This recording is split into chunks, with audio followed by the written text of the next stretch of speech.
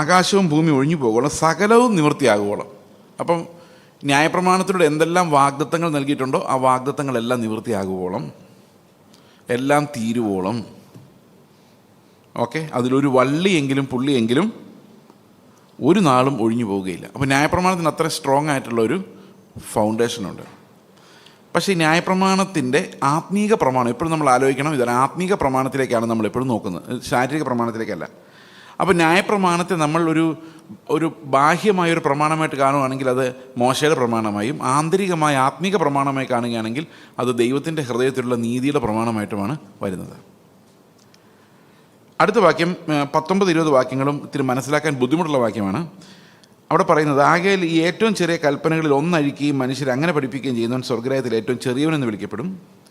അവയെ ആചരിക്കുകയും പഠിപ്പിക്കുകയും ചെയ്യുന്നവനോ സ്വർഗ്ഗരാജ്യത്തിൽ വലിയവനെന്ന് വിളിക്കപ്പെടും. നിങ്ങളുടെ നീതി പരീശന്മാരുടെ ശാസ്ത്രന്മാരുടെ നീതി കവിയുന്നില്ലെങ്കിൽ നിങ്ങൾ സ്വർഗ്ഗത്തിൽ കടക്കുകയില്ല. അപ്പോൾ 3 തരം ആൾക്കാരെക്കുറിച്ച് അവിടെ പറയുന്നത്. ഒന്ന് കടക്കാത്തവർ, മറ്റൊന്ന് കടന്നിട്ട് ചെറിയവർ, കടക്കുമ്പോൾ വലിയവർ. ഇപ്പോൾ 3 തരം ആൾക്കാരുണ്ട്. പരീശന്മാരുടെ ശാസ്ത്രന്മാരുടെ നീതി വെച്ച് സ്വർഗ്ഗത്തിൽ പോകാൻ പറ്റില്ല, അവർ കടക്കാത്തവരാണ്. ഇപ്പോൾ മനുഷ്യരുടെ മാക്സിമം നീതിയാണ് പരീശന്മാരുടെ ശാസ്ത്രിമാരുടെ നീതി.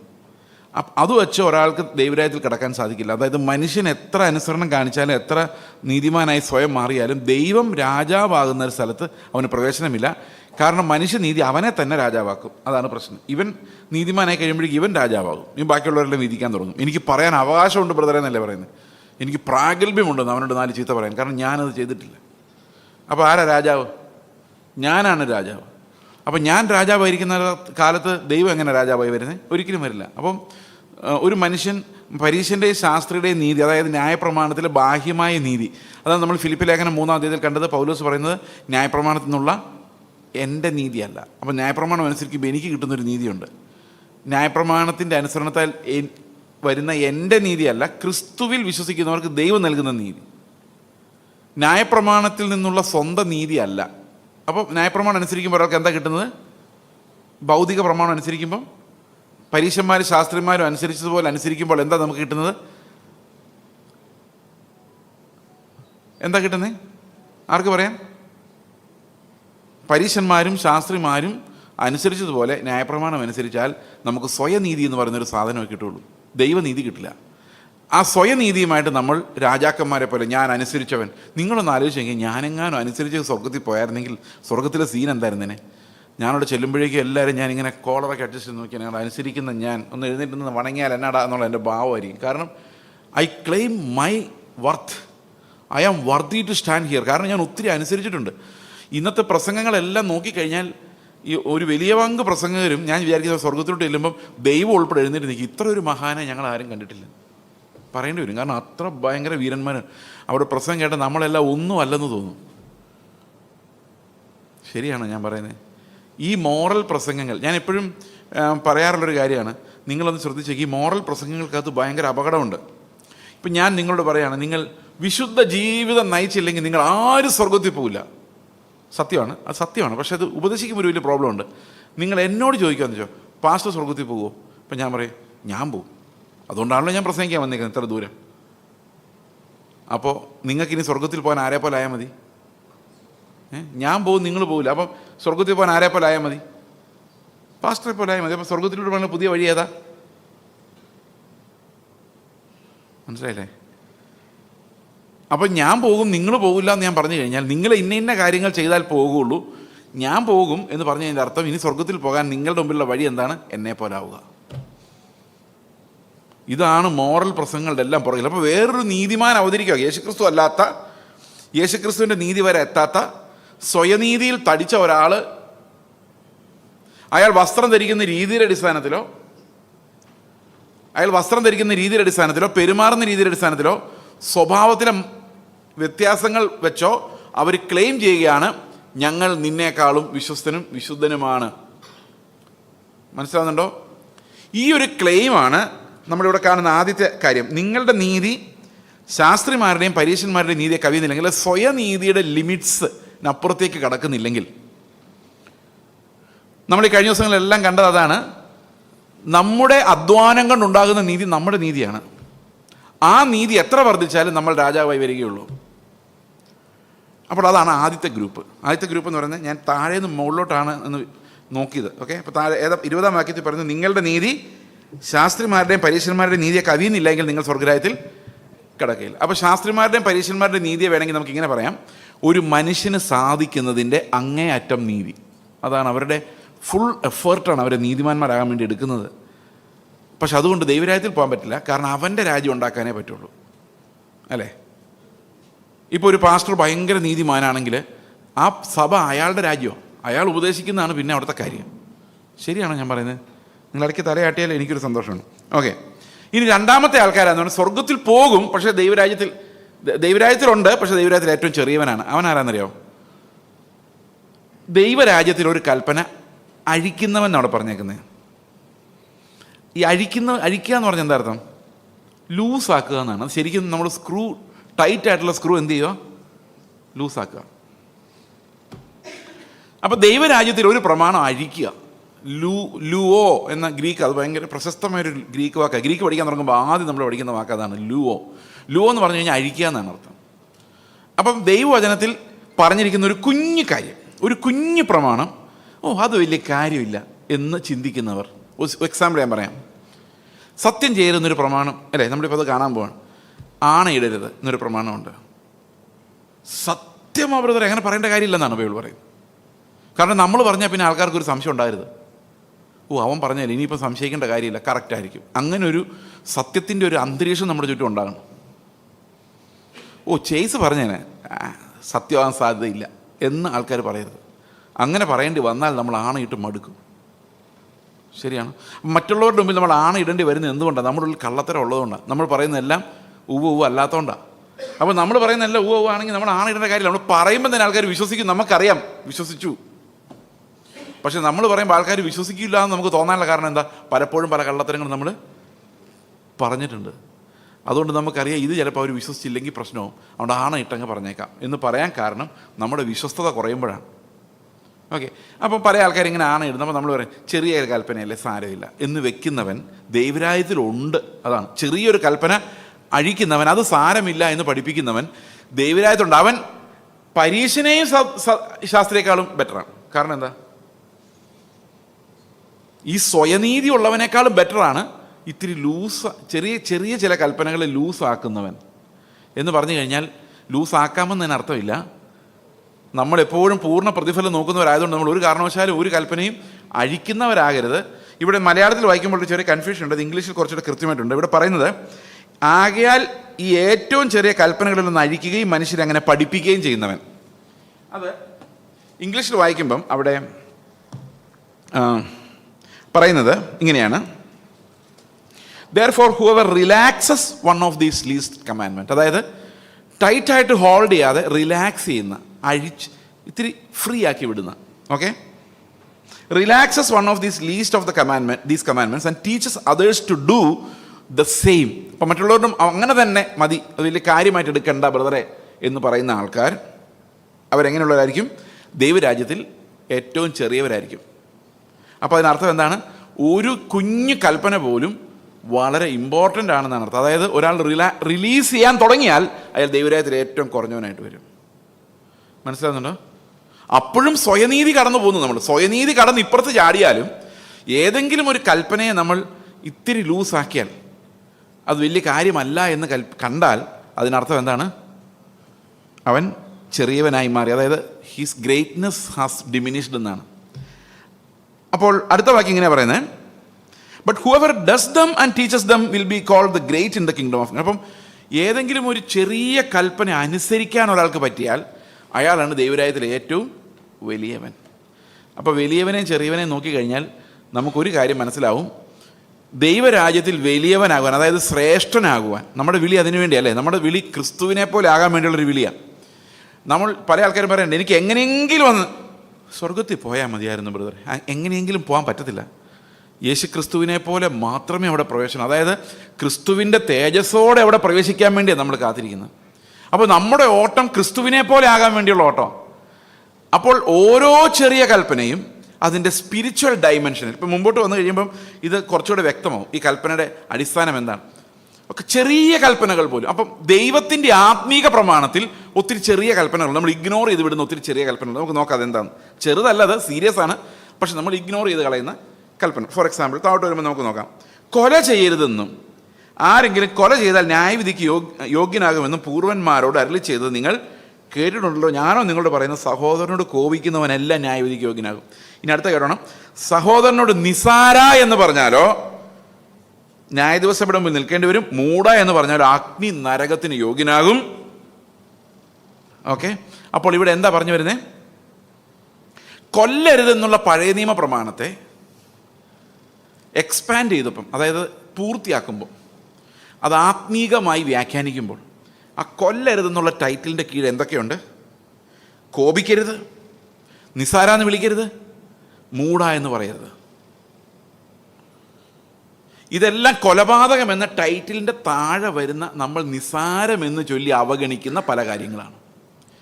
നമ്മൾ പലപ്പോഴും ചെയ്തിട്ട് പറയും സാരമില്ല, അത് പറഞ്ഞു, അതൊക്കെ ദൈവം ക്ഷമിച്ചോളൂ എന്ന് പറയുന്ന രീതിയിലുള്ള കമാൻഡ്മെൻറ്റ്സ് ആണ് ഇതിൽ. പക്ഷേ ഇതെല്ലാം വളരെ സീരിയസ് ആയിട്ടുള്ള കാര്യങ്ങളാണ്. അപ്പോൾ കൊല്ലരുത് എന്നുള്ളൊരു ടൈറ്റിലിൻ്റെ കീഴിൽ എന്തൊക്കെ കിടക്കുന്നു നോക്കി. സഹോദരനോട് കോപിക്കരുത്,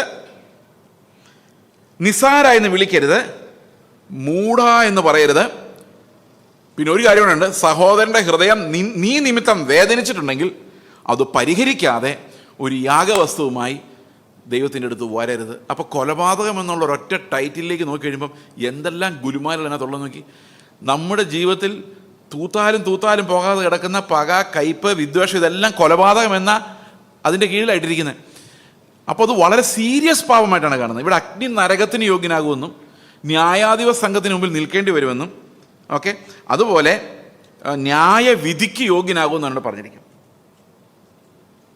അപ്പോൾ ശരിക്കും ദൈവം നമ്മളിൽ നിന്ന് എക്സ്പെക്റ്റ് ചെയ്യുന്ന നീതി എന്താണ്? ദൈവം നമ്മളിൽ നിന്ന് എക്സ്പെക്റ്റ് ചെയ്യുന്ന നീതി കൊല ചെയ്യാതിരിക്കുക എന്നുള്ളതല്ല. കൊലപാതകത്തിൻ്റെ തുടക്കം ഒരു പക്ഷേ സഹോദരനോട് തോന്നുന്ന ഒരു അവജ്ഞ, അല്ലെങ്കിൽ ഒരു ഇഷ്ടക്കുറവ്, അല്ലെങ്കിൽ അവന് ഡീഗ്രേഡ് ചെയ്യുന്നൊരു വർത്തമാനം, ഇതെല്ലാം കൊലപാതകം എന്ന ടൈറ്റിലിൻ്റെ കീഴിലാണ് വരുന്നത്.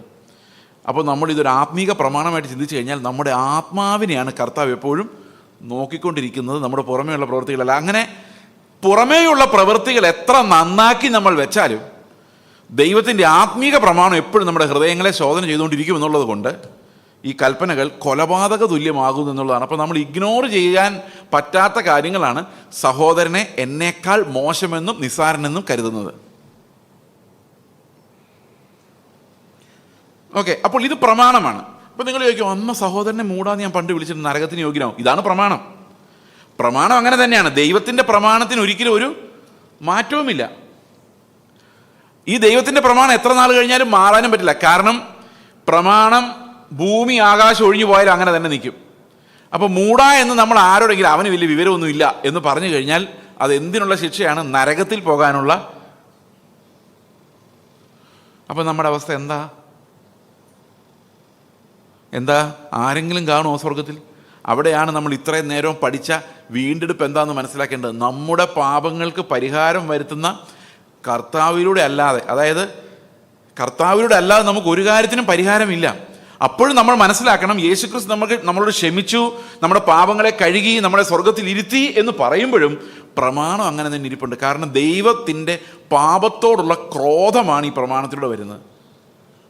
അപ്പോൾ രക്ഷിക്കപ്പെട്ട ഒരാളുടെ ഉള്ളിൽ ഇങ്ങനെ വരുമ്പോൾ അവൻ ചിന്തിക്കണം, കർത്താവേ, നരകത്തിൽ പോകാനുള്ള പാപമാണിത്, എൻ്റെ ഉള്ളിൽ ഇത് ഉണ്ടാകരുത്. അത് അകത്തുനിന്ന് വരണം. കാരണം എവ്രി സിൻ ആൽബേറ്റ് സ്മോൾ എല്ലാത്തിനും നരക ശിക്ഷയ്ക്ക് യോഗ്യമാണ്. അപ്പം നമ്മൾ വീണ്ടെടുക്കപ്പെട്ട ആളുകളുടെ ഹൃദയത്തിൽ ഇതൊക്കെ വരാം, നിസ്സാരമല്ലത്. അത് വരുമ്പോൾ നമ്മൾ ചിന്തിക്കണം, സാരമില്ല പോട്ടെ എന്ന് ചിന്തിക്കുന്നതിന് പകരം മരണശിക്ഷ ലഭിക്കേണ്ട പാപം കർത്താവ് എനിക്ക് വേണ്ടി മരിക്കാൻ തക്കവണ്ണം, ഓക്കെ, അത്ര ഘനമേറിയ പാപമായിട്ടാണ് ഈ പാപത്തെ അവിടെ കാണിക്കുന്നത്. അപ്പോൾ കൊല ചെയ്യരുതെന്നുള്ളൊരു മാരകമായ പ്രമാണത്തിൻ്റെ കീഴിൽ നമ്മൾ ആരും ചെയ്യുന്നില്ല. കൊല ആരാകെ നമ്മൾ കൊല്ലുന്ന കുറേ കൊതുകുകളെയും പാറ്റയൊക്കെ ആയിരിക്കും.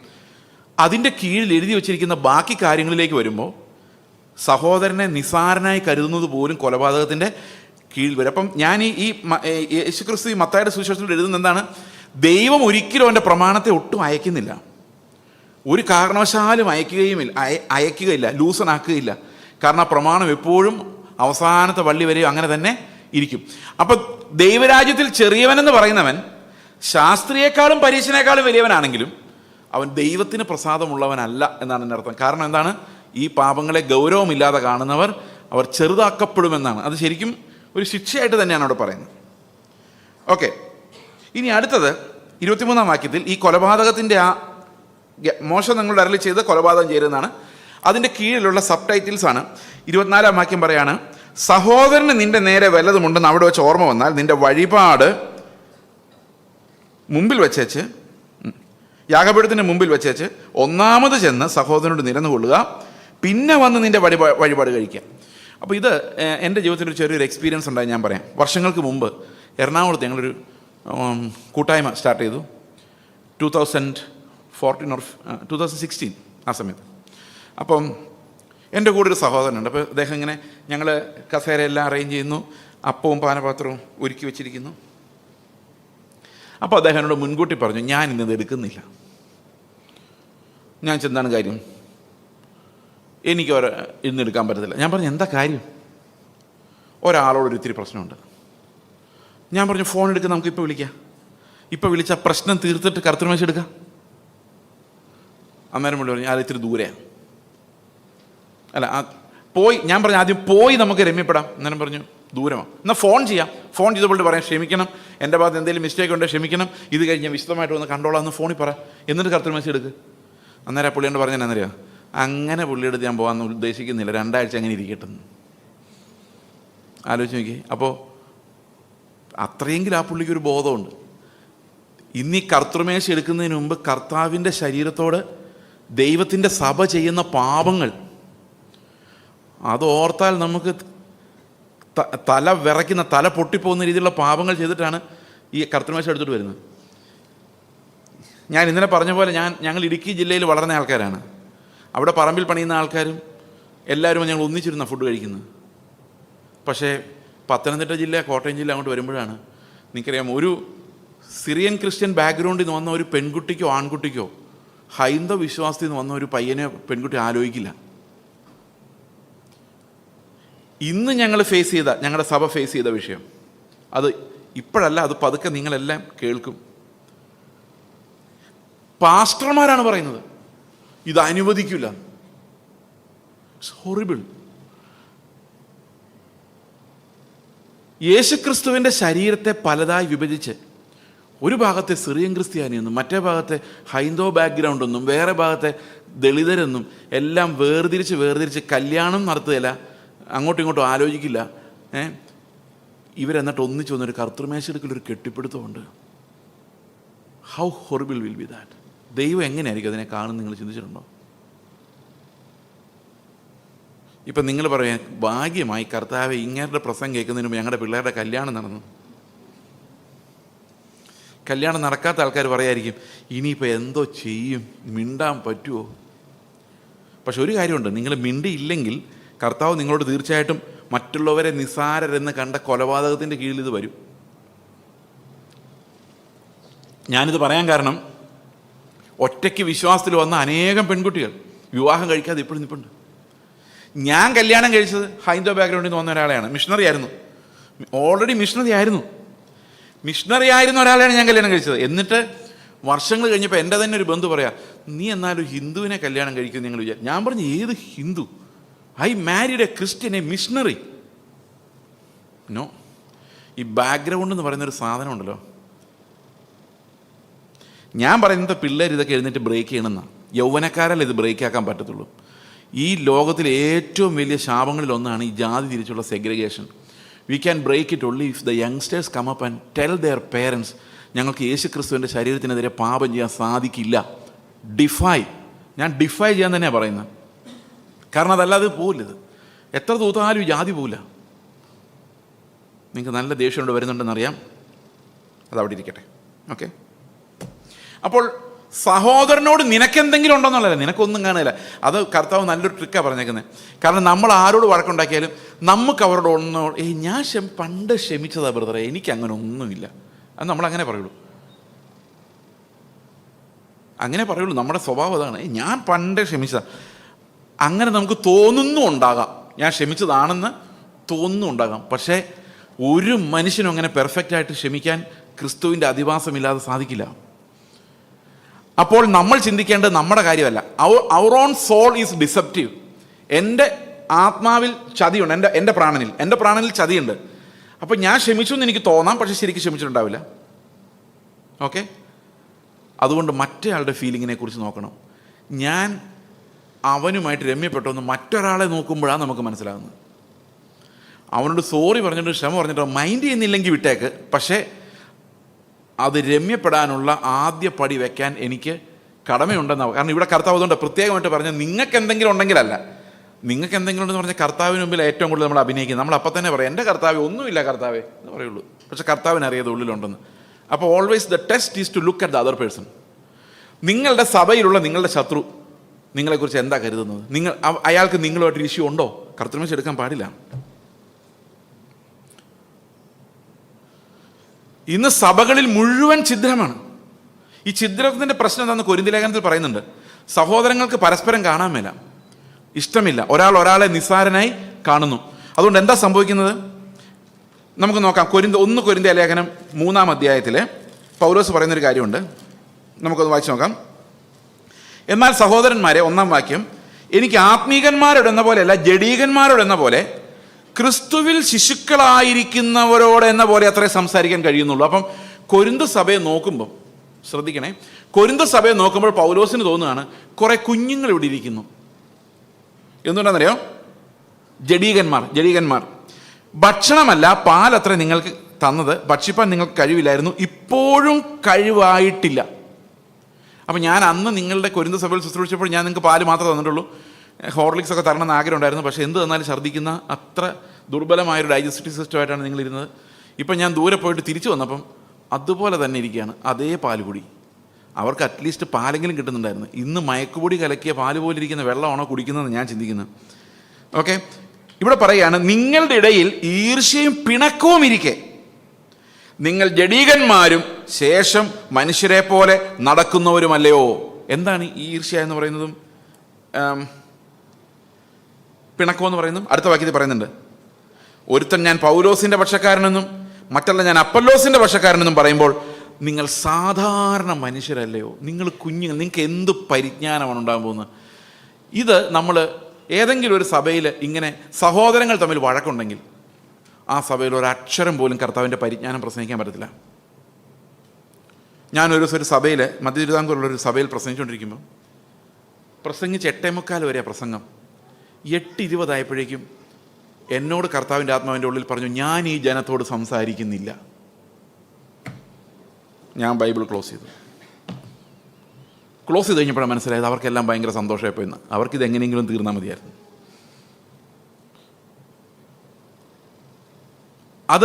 അപ്പോൾ പിന്നെ മനസ്സിലായത് ആ ചർച്ചിൽ പൊളിറ്റിക്സ് കൊണ്ട് രണ്ടായിട്ട് സ്പ്ലിറ്റ് ആയിരിക്കും. അവിടെ കർത്താവിനെ കുറിച്ച് പറയണമെങ്കിൽ ആദ്യം ക്ഷമിച്ചിട്ടേ അവിടെ ഇരിക്കാൻ പറ്റുള്ളൂ. അത് പറ്റാത്തിടത്തോളം കാലം യേശുക്രിസ്തുവിനെ കുറിച്ച് എന്ത് പറഞ്ഞിട്ടും കാര്യമില്ല. ആ കർത്തൃമേശയിൽ ശരിക്കും കർത്താവല്ല. അപ്പം യാഗം കഴിക്കുമ്പോൾ നിങ്ങളുടെ സഭയിൽ പരസ്പരം ഒരു ശരീരം ഞങ്ങൾ എന്ന് തോന്നുന്നില്ലെങ്കിൽ അതൊരിക്കലും യേശുക്രിസ്തുവിൻ്റെ ശരീരമല്ല. അവിടെ ക്രിസ്തുവിൻ്റെ ഒരു പരിജ്ഞാനവും പ്രസംഗിക്കാൻ സാധിക്കത്തില്ല. ഇത് കൊരിന്ത് സഭയിൽ മാത്രമല്ല, ഇന്ന് കേരളത്തിൽ പല സഭകളിലും ക്രിസ്തുവിൻ്റെ പരിജ്ഞാനത്തിലേക്ക് വളരാൻ കഴിയാത്തതിൻ്റെ പ്രധാനപ്പെട്ട കാരണം മനുഷ്യർ അങ്ങോട്ടും ഇങ്ങോട്ടും വെറുത്തുകൊണ്ട്, ഇഷ്ടമില്ലാതെ മത്സരിച്ചുകൊണ്ട് കർത്തൃമേശ എടുക്കുന്നുണ്ട്. ബിക്കോസ് ദേ ആർ സ്പിരിച്വലി സിക്ക്. ദേ കാൺട്ട് ലിസൺ എനിത്തിങ് സബ്സ്റ്റാൻഷ്യൽ. അപ്പോൾ അതുകൊണ്ടാണ് കർത്താവ് പറയുന്നത്, നിങ്ങളൊരു കർത്താവിൻ്റെ അടുത്ത് സ്തോത്രം, കർത്താവെ, നമ്മൾ ഈ സ്തോത്രം ചെയ്യുന്നത് എങ്ങനെയാണ്? സ്തോത്രം ചെയ്യുമ്പോൾ സാധാരണഗതിയിൽ നമ്മൾ സാധാരണ സ്തോത്രം, ഈ പെന്തക്കോസ്ത് ചർച്ചിൽ സാധാരണ സ്തോത്രം ചെയ്യുന്നത് എങ്ങനെയാണ്? കഴിഞ്ഞ ആഴ്ച എന്നെ നടത്തിയ ദൈവം, ഇന്നലെ രാത്രി എന്നെ നടത്തിയ ദൈവം, ഈ രാത്രികാലം മുഴുവൻ, ഈ പകൽക്കാലം മുഴുവൻ ഞങ്ങളെ നടത്തിയ ദൈവം. മാസാവസാനം എന്തോ പറയും? ഈ മാസക്കാലം മുഴുവൻ ഞങ്ങളെ നടത്തിയ ദൈവം. വർഷാവസാനമാണല്ലോ, ഈ കഴിഞ്ഞൊരു വർഷക്കാലം മുഴുവൻ ഞങ്ങളെ നടത്തിയ ദൈവം. ഇനി കുറച്ച് കൂടുതൽ നന്ദിയുള്ളവരാണെങ്കിൽ പറയും, ഇത്രത്തോളം, പ്ലീസ് നോട്ട് ദ വൈബ്രേഷൻ, ഇത്രത്തോളം ഞങ്ങളെ നടത്തിയ ദൈവം. ഇവരെക്കുറിച്ച് 2 പത്രോസിൻ്റെ ലേഖനത്തിൽ എന്താ പറയുന്നറിയോ? ഹ്രസ്വദൃഷ്ടിക്കാരെന്നാണ്. ഈ ഹ്രസ്വദൃഷ്ടിയുടെ പ്രത്യേകത എന്നാണ്? ഞാൻ ഏറ്റവും കൂടുതൽ ഇപ്രാവശ്യം കഷ്ടപ്പെടുന്നത് ഞാൻ കണ്ണട എടുക്കാൻ മറന്നു എന്നുള്ളതുകൊണ്ട്. എനിക്ക് ഹ്രസ്വദൃഷ്ടിയും ലോങ് സൈറ്റും ഷോർട്ട് സൈറ്റും ഉണ്ട്. മുകളിലത്തെ ഭാഗം ഷോർട്ട് സൈറ്റും താഴത്തെ ഭാഗം ലോങ് സൈറ്റുമാണ്. അപ്പോൾ ഈ ഷോർട്ട് സൈറ്റ് എന്ന് പറഞ്ഞു കഴിഞ്ഞാൽ അടുത്തുള്ളത് കാണാം, അകലെയുള്ളത് കാണാൻ പറ്റില്ല. പിള്ളേരെല്ലാം വെച്ചേക്കുന്ന കണ്ണട ഷോർട്ട് സൈറ്റിൻ്റെ കണ്ണട. അവർക്ക് ബോർഡ് കാണാൻ പറ്റില്ല, ദൂരെയുള്ള കാണാൻ പറ്റില്ല, അടുത്തുള്ള കാണാം. അപ്പോൾ ഇവിടെ പറഞ്ഞിരിക്കുന്ന ആത്മീക ഹ്രസ്വദൃഷ്ടി എന്നാണ്. ആത്മീക ഹ്രസ്വദൃഷ്ടിയുള്ളവരും അവർ കുരുടന്മാരത്ര എന്നാണ്. അപ്പം ശരിക്കും ആത്മീകമായിട്ട് നിങ്ങൾക്ക് ഹ്രസ്വദൃഷ്ടിയാണെങ്കിൽ നിങ്ങൾ ആരാണ്? കുരുടന്മാരാണ്. അപ്പം ആത്മീക കുരുടത്വം എന്ന് പറഞ്ഞാൽ എന്താണെന്നറിയോ? ഹ്രസ്വദൃഷ്ടി. ഹ്രസ്വദൃഷ്ടി എന്ന് പറഞ്ഞാൽ എന്താ? പുറകോട്ട് നോക്കുമ്പം ഇന്നലെ കാണാം, മിനിയാന്ന് കാണാം, കഴിഞ്ഞ ആഴ്ച കാണാം, കഴിഞ്ഞ ആഴ്ചക്കാലം മുഴുവൻ കാണാം, അതൊക്കെ കാണാം, കഴിഞ്ഞ വർഷക്കാലം മുഴുവൻ കാണാം, ജനിച്ചപ്പം മുതലുള്ള കാണാം. പക്ഷെ 2000 വർഷങ്ങൾക്ക് മുമ്പ് യേശുക്രിസ്തു എനിക്കായി ക്രൂശിൽ മരിച്ച് എന്നെ വീണ്ടെടുത്തത് കാണാൻ പറ്റുന്നില്ല. അതുകൊണ്ട് പത്രോസ് പറയാണ്, നിങ്ങൾ ഹ്രസ്വദൃഷ്ടിയുള്ളവരും പാപങ്ങളുടെ ശുദ്ധീകരണം മറന്നുപോയവരുമാണ്. കാരണം എന്താ? നമ്മൾ ഈ സ്തോത്രം പറയുമ്പോൾ നമ്മുടെ ഓർമ്മ കാൽവരി വരെ എത്തുന്നില്ല. കർത്താവ് എനിക്ക് വേണ്ടി മരിച്ചു എന്ന് പറയുന്നില്ല. നിങ്ങൾ ശ്രദ്ധിച്ചു നോക്ക്, ചർച്ചകളിൽ ഇത് പറയുന്നില്ല. സ്തോത്രം ചെയ്യുമ്പോൾ എന്താ നമ്മൾ പറയേണ്ടത്?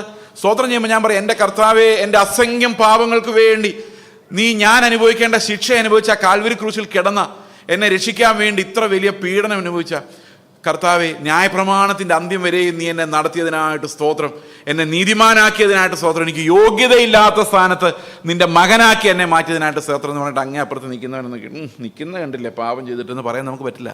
കാരണം എന്താ? ഞാനിപ്പോൾ കർത്താവിനോട് പറഞ്ഞത്, ഈ പാപികളിൽ 1-ാം നമ്പർ ഞാനാണ്. എന്നോട് ക്ഷമിച്ച നിനക്ക് ഇവനോട് ക്ഷമിക്കുക ഈസിയാണ്.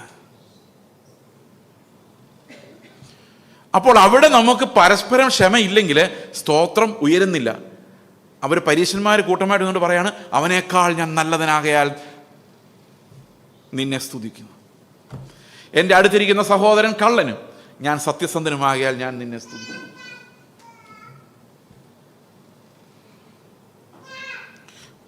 നമുക്ക് പെട്ടെന്ന് പോകാം. ഇനി അടുത്തത് വ്യഭിചാരം എന്ന ലിസ്റ്റ്. വലിയ വലിയ പാപങ്ങളുടെ ലിസ്റ്റ് ഇങ്ങനെ ഇട്ടിരിക്കാം. ആദ്യം എന്താണ്? കൊലപാതകം. കൊലപാതകത്തിൻ്റെ ലിസ്റ്റിൻ്റെ ആ ടൈറ്റിലിനടിയിൽ എന്തൊക്കെ ഉണ്ടായിരുന്നു? നിസാരാന്ന് വിളിക്കുന്നത്, പിന്നെന്താ? കോപിക്കുന്നത്, നിസാരാന്ന് വിളിക്കുന്നത്, മൂട എന്ന് വിളിക്കുന്നത്, സഹോദരൻ എന്നോടൊരു ദുഃഖമുണ്ടെങ്കിൽ അത് അവഗണിക്കുന്നത്. ഇതിനെല്ലാം നമ്മൾ ഒരു ബ്രാക്കറ്റ് ഇട്ടിരിക്കുന്നത് കൊലപാതകം. ഇനി അടുത്ത വ്യഭിചാരം. ഭയങ്കര ഹെവി കാര്യങ്ങളാണ്. വ്യഭിചാരത്തിലേക്ക് വരുമ്പോഴാണ് നമ്മൾ 2-3 കാര്യങ്ങൾ ഈ വ്യഭിചാരമായിട്ട് ബന്ധിപ്പിച്ച് പറയാനുണ്ട്.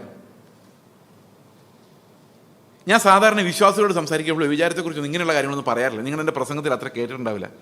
അതിൻ്റെ കാരണം എൻ്റെ മുമ്പിൽ നിൽക്കുന്നവരെല്ലാം ഭയങ്കര വിശുദ്ധന്മാർ, ഡീസൻ്റോ എന്നുള്ളൊരു അസംഷനിലാണ് ഞാനത് ഇവരോട് പറയേണ്ട കാര്യമില്ല എന്നങ്ങ് തോന്നാറാണ് പതിവ്. പക്ഷേ ഈ ഗിരിപ്രഭാഷണം പറയുമ്പോൾ നമ്മൾ പറഞ്ഞേ പറ്റുള്ളൂ.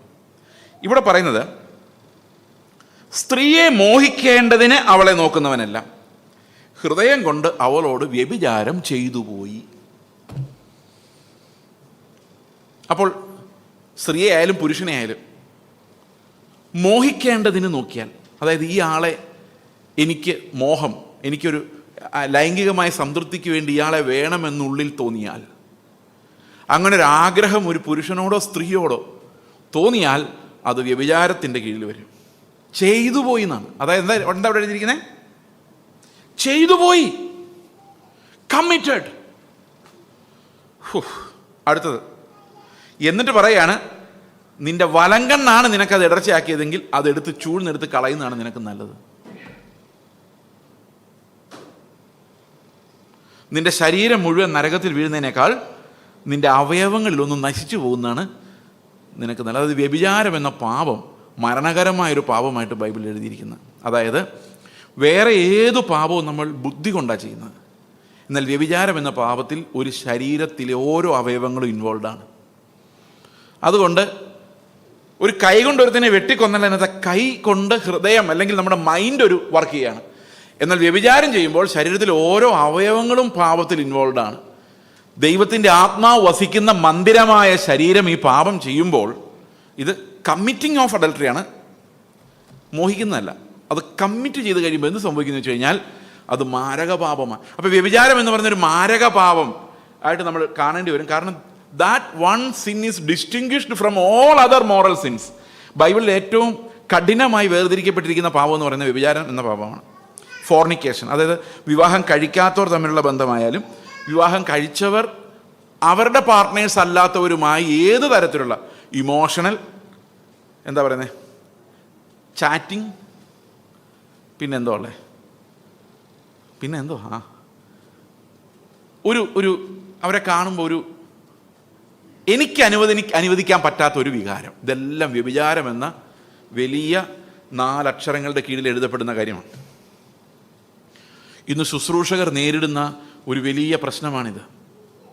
ഞാനൊരു കാര്യം നിങ്ങളോട് പറയാം. ഈ പല ശുശ്രൂഷകരും വീണു പോകുന്ന നമ്മൾ കണ്ടിട്ടുണ്ട്. ഈ വീണു പോയിട്ട് അവരെ ദൈവം കരഞ്ഞ് നിലവിളിച്ച് കഴിയുമ്പോൾ ഇവർ ദൈവത്തിന് ക്ഷമിക്കും, തീർച്ചയായിട്ടും കർത്താവ് ക്ഷമിക്കാതിരിക്കത്തില്ല. പക്ഷേ പിന്നെ ശുശ്രൂഷിക്കാൻ പറ്റത്തില്ല. കാരണം ഇയാൾ പിന്നെ സ്റ്റേജിൽ നിൽക്കുമ്പോൾ ആൾക്കാരെല്ലാം പറയുന്നത് എന്തായിരിക്കും? എന്തായിരുന്നു അന്ന് പടക്കം പൊട്ടുന്നവരായിരുന്നു ശബ്ദം, എന്നിട്ട് കയ്യിലിരിപ്പ് ഇതായിരുന്നു. ഈ ആർക്കറിയാം മാനസാന്തരപ്പെട്ടതാണോ? ഈ അപവാദം ഇങ്ങനെ സഞ്ചരിച്ചുകൊണ്ടിരിക്കുക ഇയാൾ ചെല്ലുന്നിടത്തല്ല. അതുകൊണ്ട് ഒരിക്കലും ഈ കേസിനകത്ത് പെട്ടുപോയി കഴിഞ്ഞാൽ പിന്നെ ശുശ്രൂഷിക്കാൻ പറ്റത്തില്ല. ഈ ബാക്കിൽ പോയി ഇരിക്കാനേ പറ്റുള്ളൂ. കാരണം ലോകാപവാദം എന്ന് പറഞ്ഞൊരു സാധനം ഇത് ദൈവത്തിൻ്റെ നാമത്തിന് വരുത്തും. അപ്പോൾ ഗിരിപ്രഭാഷണത്തിലെ മോറൽ നിലവാരം എന്ന് പറയുന്നത്, അപ്പോൾ എന്തൊക്കെ വ്യഭിചാരത്തിൻ്റെ കീഴിൽ വരുന്നത്? നോട്ടം, ചുമ്മാ നോട്ടമല്ല, മോഹം, അതായത് ആഗ്രഹത്തോടുകൂടി നോക്കുന്നതും പാവമാണ്. നമ്മുടെ ഋഷിരാജ് സിംഗ് പറഞ്ഞിട്ടുണ്ട്, അത് വേറെ കാര്യം. പുള്ളി പറഞ്ഞ 14 സെക്കൻഡ് എൻ്റെ ഓർമ്മ, 14 സെക്കൻഡ് ഒരു സ്ത്രീയെ നോക്കിയാൽ പിടിച്ചകത്തിടാൻ പോലീസുകാരോട് പറഞ്ഞിട്ടുണ്ട്. ഈ മോഹം ഇല്ലെങ്കിൽ 14 സെക്കൻഡ് ആരും നോക്കില്ല.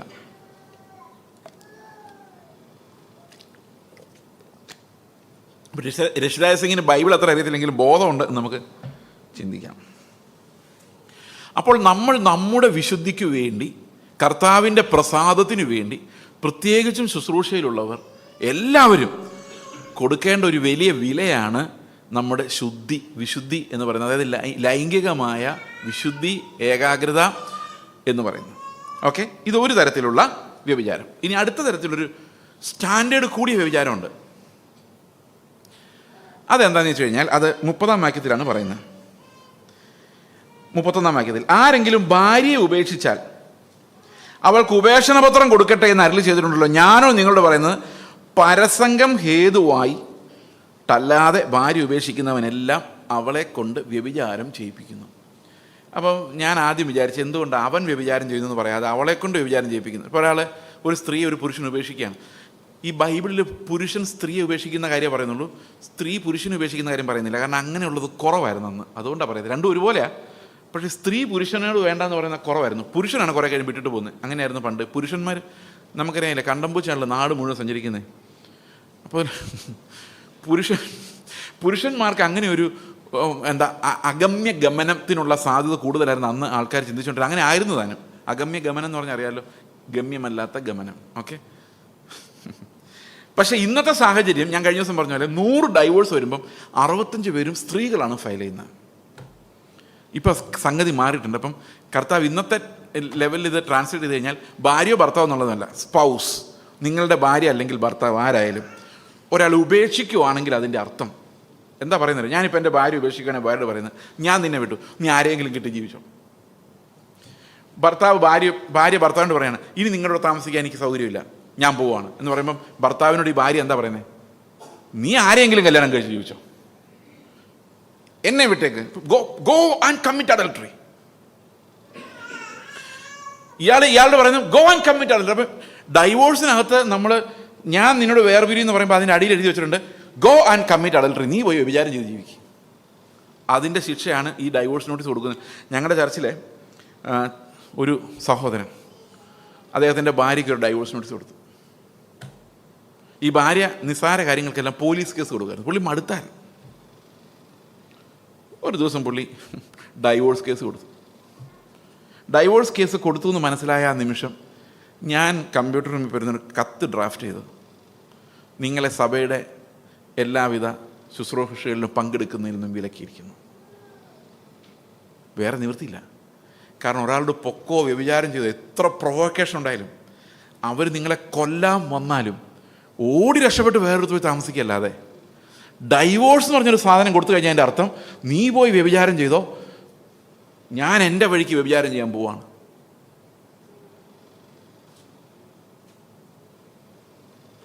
അതുകൊണ്ട് കർത്താവ് പറഞ്ഞു. അപ്പോൾ ശിഷ്യന്മാർ, ഈ മത്തായിയുടെ സുവിശേഷം 19-ാം അധ്യായത്തിൽ ശിഷ്യന്മാർ ചോദിക്കുന്നുണ്ട്, ഇങ്ങനെയൊക്കെ കഠിനമായിട്ട് നീ പറഞ്ഞാൽ കല്യാണം കഴിക്കാൻ പോകാതിരിക്കുന്നതല്ലേ നല്ലത്? കാരണം കുറേ നാൾ കഴിയുമ്പോൾ വഴക്കാവും, തല്ലിപ്പൊളിയാവും. കല്യാണം കഴിക്കുന്നവർ എങ്ങനെയെങ്കിലും കല്യാണം കഴിച്ചാൽ മതി എന്നുള്ളൂ. കല്യാണം കഴിച്ച് കഴിഞ്ഞാൽ എങ്ങനെയെങ്കിലും അതിന് രക്ഷപ്പെട്ടാൽ മതി എന്നുള്ളൂ. അതുകൊണ്ട് ശിഷ്യന്മാരിന്ന് കർത്താവിൻ്റെ ചോദിക്കുക, കർത്താവ് ഇതിനകത്ത് പെട്ടുപോയി കഴിഞ്ഞാൽ മാറാൻ പറ്റത്തില്ലെങ്കിൽ പിന്നെ കല്യാണം കഴിക്കാൻ പോകാതിരിക്കുന്നതല്ല നല്ലത്. അപ്പോൾ കർത്താവ് പറഞ്ഞ പോലെ നീ ഒന്നും കല്യാണം കഴിക്കാതിരിക്കുന്നതന്നെ നല്ലതെന്ന് പറഞ്ഞു. കർത്താവ് പറഞ്ഞു, ഡൈവോഴ്സ് ചെയ്യണമെന്ന് എനിക്ക് തോന്നുവാണെങ്കിൽ കല്യാണം കഴിക്കണ്ട. കാരണം സ്വർഗരാജ്യത്തെ പ്രതി ഷണ്ണനായിട്ട് ജീവിച്ചു. അവിടെ പറഞ്ഞത് ദൈവം എന്നാലും അത് പൊറുക്കയില്ലെന്നാണ്. Whatever be the consequence. നിങ്ങൾ വേണേൽ സെപ്പറേറ്റ് ആയിട്ട് താമസിക്കാം, അത് പൗലോസും പറയുന്നുണ്ട്. പക്ഷേ ഡൈവോഴ്സ് വേർപെടുവിച്ചാൽ അതിനർത്ഥം എൻ്റെ ഭാര്യ എന്നോട് ഭയങ്കരമായി തെറ്റ് ചെയ്തു, അല്ല എൻ്റെ ഭർത്താവ് എന്നോട് ഭയങ്കരമായി തെറ്റ് ചെയ്തു, ഞാനിതാ ഡൈവോഴ്സ് ചെയ്യുന്നു. അപ്പോൾ കർത്താവ് പറയും, ഞാൻ നിന്നെ അങ്ങ് വിട്ടേക്കാം, നീ എന്നോട് എന്തെല്ലാം തെറ്റാണ് ചെയ്യുന്നത്.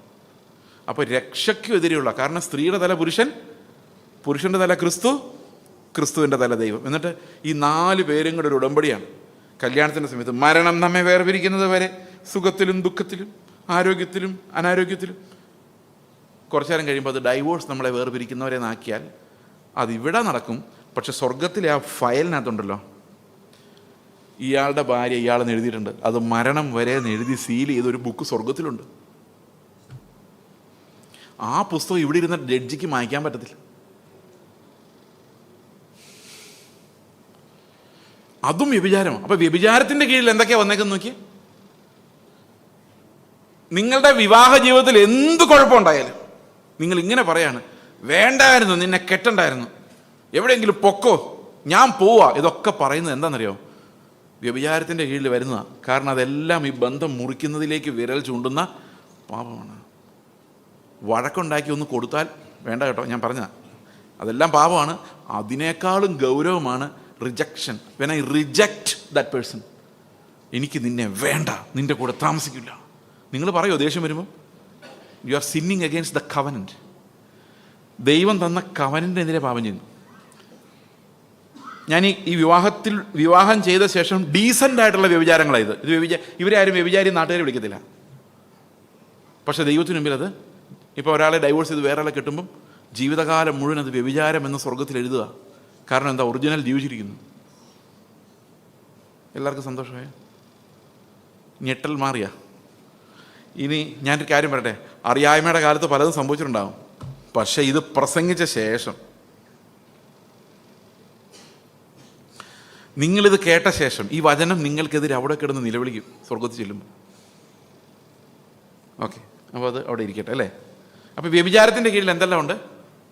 നോട്ടം, ആഗ്രഹം, പിന്നെ ഫോർണിക്കേഷൻ, അഡൾട്ടറി, അതെല്ലാം റിയൽ സിൻസ്.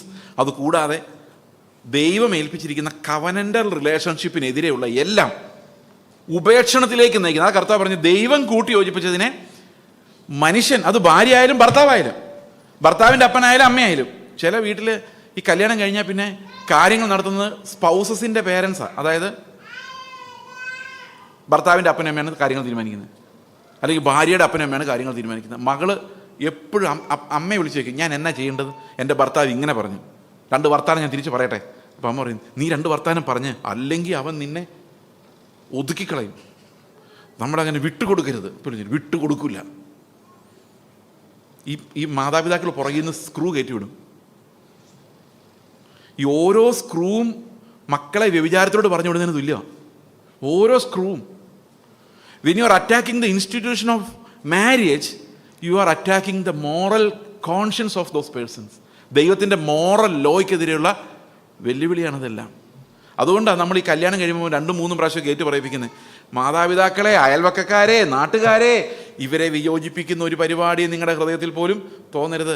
അത് ഭാര്യയും ഭർത്താവിനും തോന്നരുത്, ആർക്കും തോന്നരുത്. കാരണം എല്ലാ ദിവസവും, ഞാനത് ആദ്യത്തെ ദിവസം നിങ്ങളോട് പറഞ്ഞത്, വീട്ടിൽ പോയിട്ട് കർത്താവിനോട് പറയണം, കർത്താവ് ഇയാളെ തന്നെ എനിക്ക് ഭർത്താവായി തന്നതിന്, ഭാര്യയായി തന്നതിന് എത്ര നന്ദി പറഞ്ഞാലും മതിയാവില്ല. അപ്പം നിങ്ങൾ എന്നോട് പറയുമായിരിക്കും, പാസ്റ്ററെ, പാസ്റ്ററിന് അറിയാൻ മേല ഞങ്ങൾ അനുഭവിക്കുന്ന എന്താണ്. നിവൃത്തിയില്ല പാസ്റ്റർ, എവിടെയെങ്കിലും ഓടിപ്പോകണം തോന്നും. ശരിയാണ്. പക്ഷെ അതിനൊരു പ്രശ്നമുണ്ട്. അപ്പം നിങ്ങൾ ചോദിക്കും, ദൈവം പ്ലാൻ ചെയ്ത കല്യാണത്തിനകത്ത് എങ്ങനെ പ്രശ്നങ്ങളുണ്ടാകുന്നത്? ഞങ്ങളാണെങ്കിൽ പ്രേമിച്ചിട്ടില്ല, നിർബന്ധം പിടിച്ചിട്ടില്ല, ദൈവത്തോട് പ്രാർത്ഥിച്ച് ദൈവാലോചനയാണെന്നും വിചാരിച്ച് കെട്ടിയതാണ്, എന്നിട്ട് ഇങ്ങനെ അതുകൊണ്ട് അങ്ങനെ ആയത്. കാരണം ദൈവം കല്യാണം കഴിപ്പിക്കുന്നത് എന്തിനാണെന്ന് വിചാരിച്ചിരിക്കുന്നത്? നിങ്ങൾ രണ്ടുപേരും കൂടെ എന്താ മാളിൽ പോയി സാധനമൊക്കെ വാങ്ങിച്ച് ഐസ്ക്രീമും തിന്ന് കെട്ടിപ്പിടിച്ച് ഫോട്ടോ എടുത്ത് സെൽഫി എടുത്ത് ഫേസ്ബുക്കിൽ ഇടാനാണോ നിങ്ങളെ കല്യാണം കഴിപ്പിക്കുന്നത്? അല്ല. ഇടയ്ക്ക് കോൺഫ്ലിക്റ്റ് ഉണ്ടാവും, വഴക്കുണ്ടാവും. അന്നേരം സബ്മിഷൻ എന്താണെന്ന് പഠിക്കും, കീഴടങ്ങേണ്ടത് എങ്ങനെയാണെന്ന് പഠിക്കും, അനുസരിക്കേണ്ടത് എങ്ങനെയാണെന്ന് പഠിക്കും, സ്നേഹിക്കേണ്ടത് എങ്ങനെയാണെന്ന് പഠിക്കും, ക്ഷമിക്കേണ്ടത് എങ്ങനെയാണെന്ന് പഠിക്കും, രമ്യപ്പെടേണ്ടത് എങ്ങനെയാണെന്ന് പഠിക്കും. നിങ്ങൾ ക്ഷമ കുറഞ്ഞ ഒരാളാണെങ്കിൽ നിങ്ങളെ ക്ഷമ പഠിപ്പിക്കുന്ന ഒരാളെ ആയിരിക്കും ദൈവം തരുന്നത്. കാരണം ദൈവത്തിൻ്റെ ഉദ്ദേശം വിശുദ്ധീകരണമാണ്. നിങ്ങൾ ഭയങ്കര ദേഷ്യപ്പെടുന്ന ഒരാളാണെങ്കിൽ നിങ്ങളുടെ ദേഷ്യം ഒട്ടും വർക്ക് ചെയ്യാത്ത ഒരാളായിരിക്കും. എത്ര ദേഷ്യപ്പെട്ടാലും മൈൻഡ് ചെയ്യാത്ത ആളായിരിക്കും നിങ്ങൾക്ക് തരുന്നത്. നിങ്ങൾ മാത്രമല്ല എറിഞ്ഞ് പൊടിച്ചിട്ട് സമാധാനമായിട്ട് ഇറങ്ങി പോകേണ്ടി വരും. She will not mind. അങ്ങനെ പതുക്കെ പതുക്കെ പഠിക്കും. മനുഷ്യൻ്റെ ദേഷ്യം കൊണ്ട് ദൈവത്തിൻ്റെ നീതി വരുന്നില്ല. Learn slowly. ഓക്കെ, ഇനി അടുത്തത് സത്യം ചെയ്യരുതെന്നുള്ളതാണ്. ഇനി ഉപേക്ഷിച്ചവളെ വിവാഹം കഴിക്കുന്നവനും വ്യഭിചാരം. അത് ഞാൻ പറയാൻ വിട്ടുപോയി.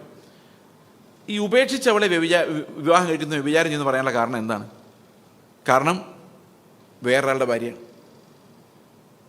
മരണം സംഭവിച്ചാൽ കുഴപ്പമില്ല, പക്ഷെ മരണം സംഭവിക്കാത്തടത്തോളം കാലം ഡൈവോഴ്സ് ആയി എന്നും പറഞ്ഞുകൊണ്ട് നിങ്ങളൊരാളെ കല്യാണം കഴിച്ചാൽ അപ്പോഴും ദൈവത്തിൻ്റെ ഡയറിയിൽ, ദൈവത്തിൻ്റെ ഒരു ഡയറി ഉണ്ടെന്ന് എനിക്കറിയാൻ പറ്റില്ല, പുസ്തകമുണ്ട്, അതിനകത്ത്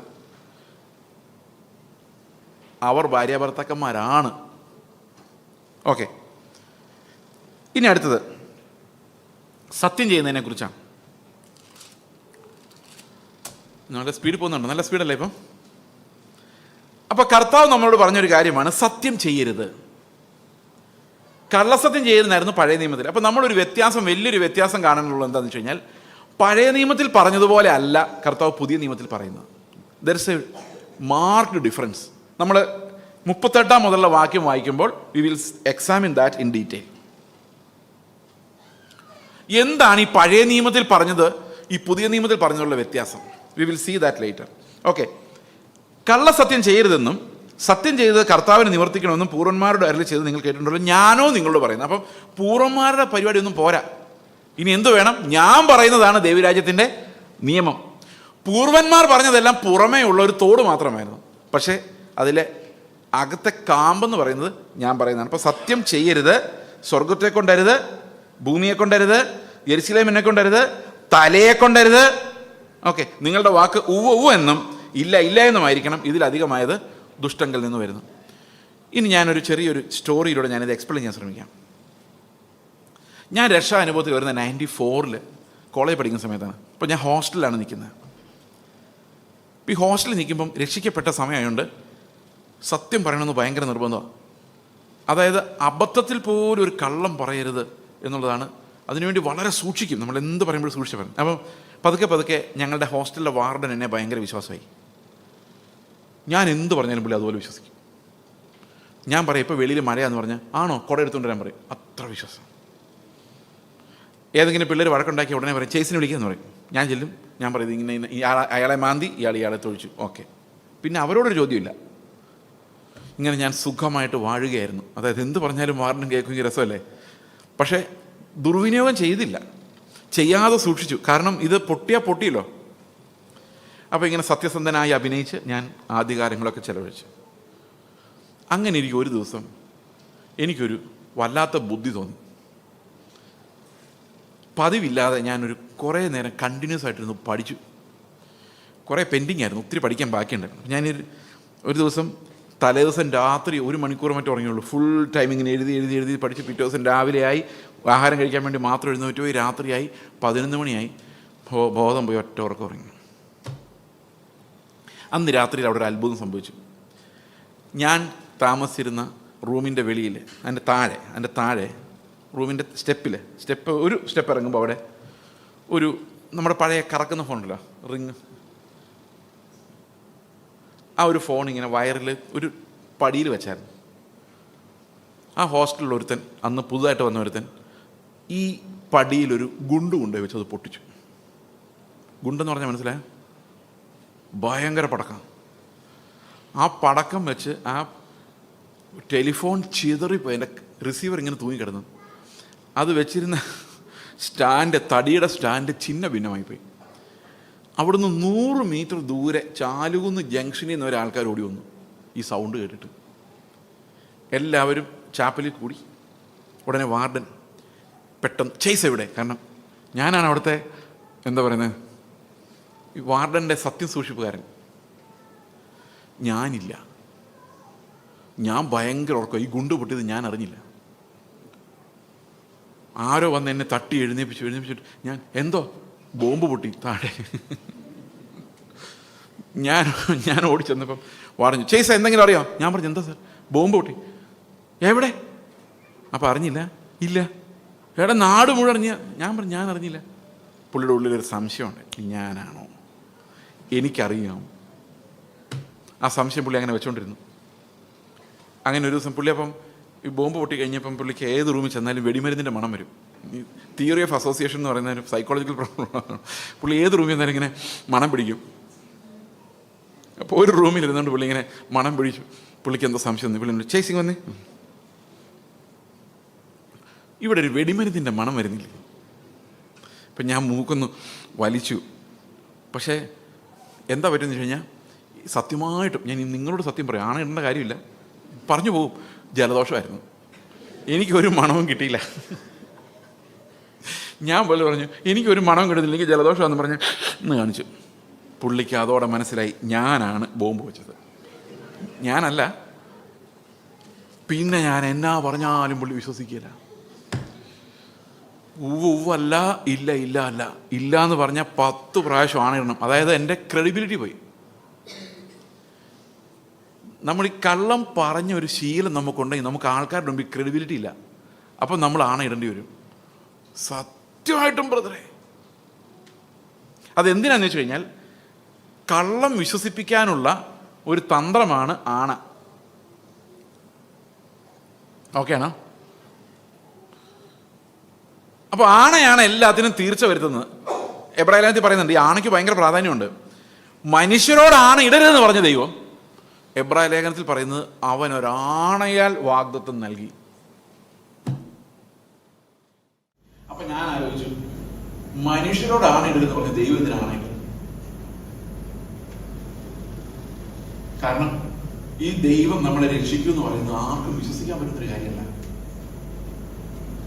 ഒരു മനുഷ്യന്റെ ബുദ്ധി കൊണ്ട് ഈ പാപിയായ എന്നെ കർത്താവ് നിശ്ചയമായും സ്വർഗത്തിൽ കൊണ്ടുപോകുമെന്ന് വിശ്വസിക്കാൻ ഒരു രക്ഷയില്ല.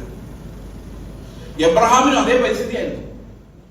എബ്രഹാമിന് നിന്റെ സന്തതി ആകാശത്തിലെ നക്ഷത്രങ്ങൾ പോലെ ആകുമെന്ന് എബ്രഹാമിനോട് പറയുമ്പോൾ എബ്രഹാമിനെ നോക്കി, സാറായെ നോക്കിയപ്പോൾ ഒരു കാര്യം മനസ്സിലായി, നടപ്പുള്ള പരിപാടിയല്ല. ഇനി നിങ്ങൾ ഇത്രയും ഞാൻ പ്രസംഗിച്ചല്ലോ, നിങ്ങളെ തന്നെ നോക്കിയിട്ട് സ്വർഗത്തിൽ പോകുമോ എന്ന് ചോദിച്ചു കഴിഞ്ഞാൽ നമുക്ക് ആദ്യം വരുന്ന ഉത്തരം നടപ്പുള്ള പരിപാടിയല്ല. എബ്രഹാമിന് തോന്നിയവരെ തന്നെ നമുക്ക് തോന്നുള്ളൂ. ശരിയാണ്. അപ്പം എബ്രഹാമിൻ്റെ കർത്താവ് എന്ത് ചെയ്തൊരു ആണ കൊടുത്തു. ആണ സത്യം ചെയ്തു.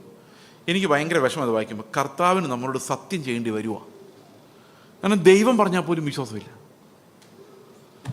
ദൈവം പറഞ്ഞാൽ പോലും, ഇറങ്ങി വന്നു പറഞ്ഞാൽ പോലും മനുഷ്യന് വിശ്വസിക്കാൻ പറ്റാത്തത് കൊണ്ട് കർത്താവ് എബ്രഹാമിനോട് പറഞ്ഞു, നിന്റെ സന്തതി ആകാശത്തിലെ നക്ഷത്രങ്ങൾ പോലെ ആകുമെന്ന് പറഞ്ഞ് നിർത്തിയില്ല, എന്ന് അവനോട് കൽപ്പിച്ചു. കൽപ്പിച്ചു എന്ന് പറഞ്ഞു കഴിഞ്ഞാൽ ഇറ്റ്സ് എ ഡിക്രി.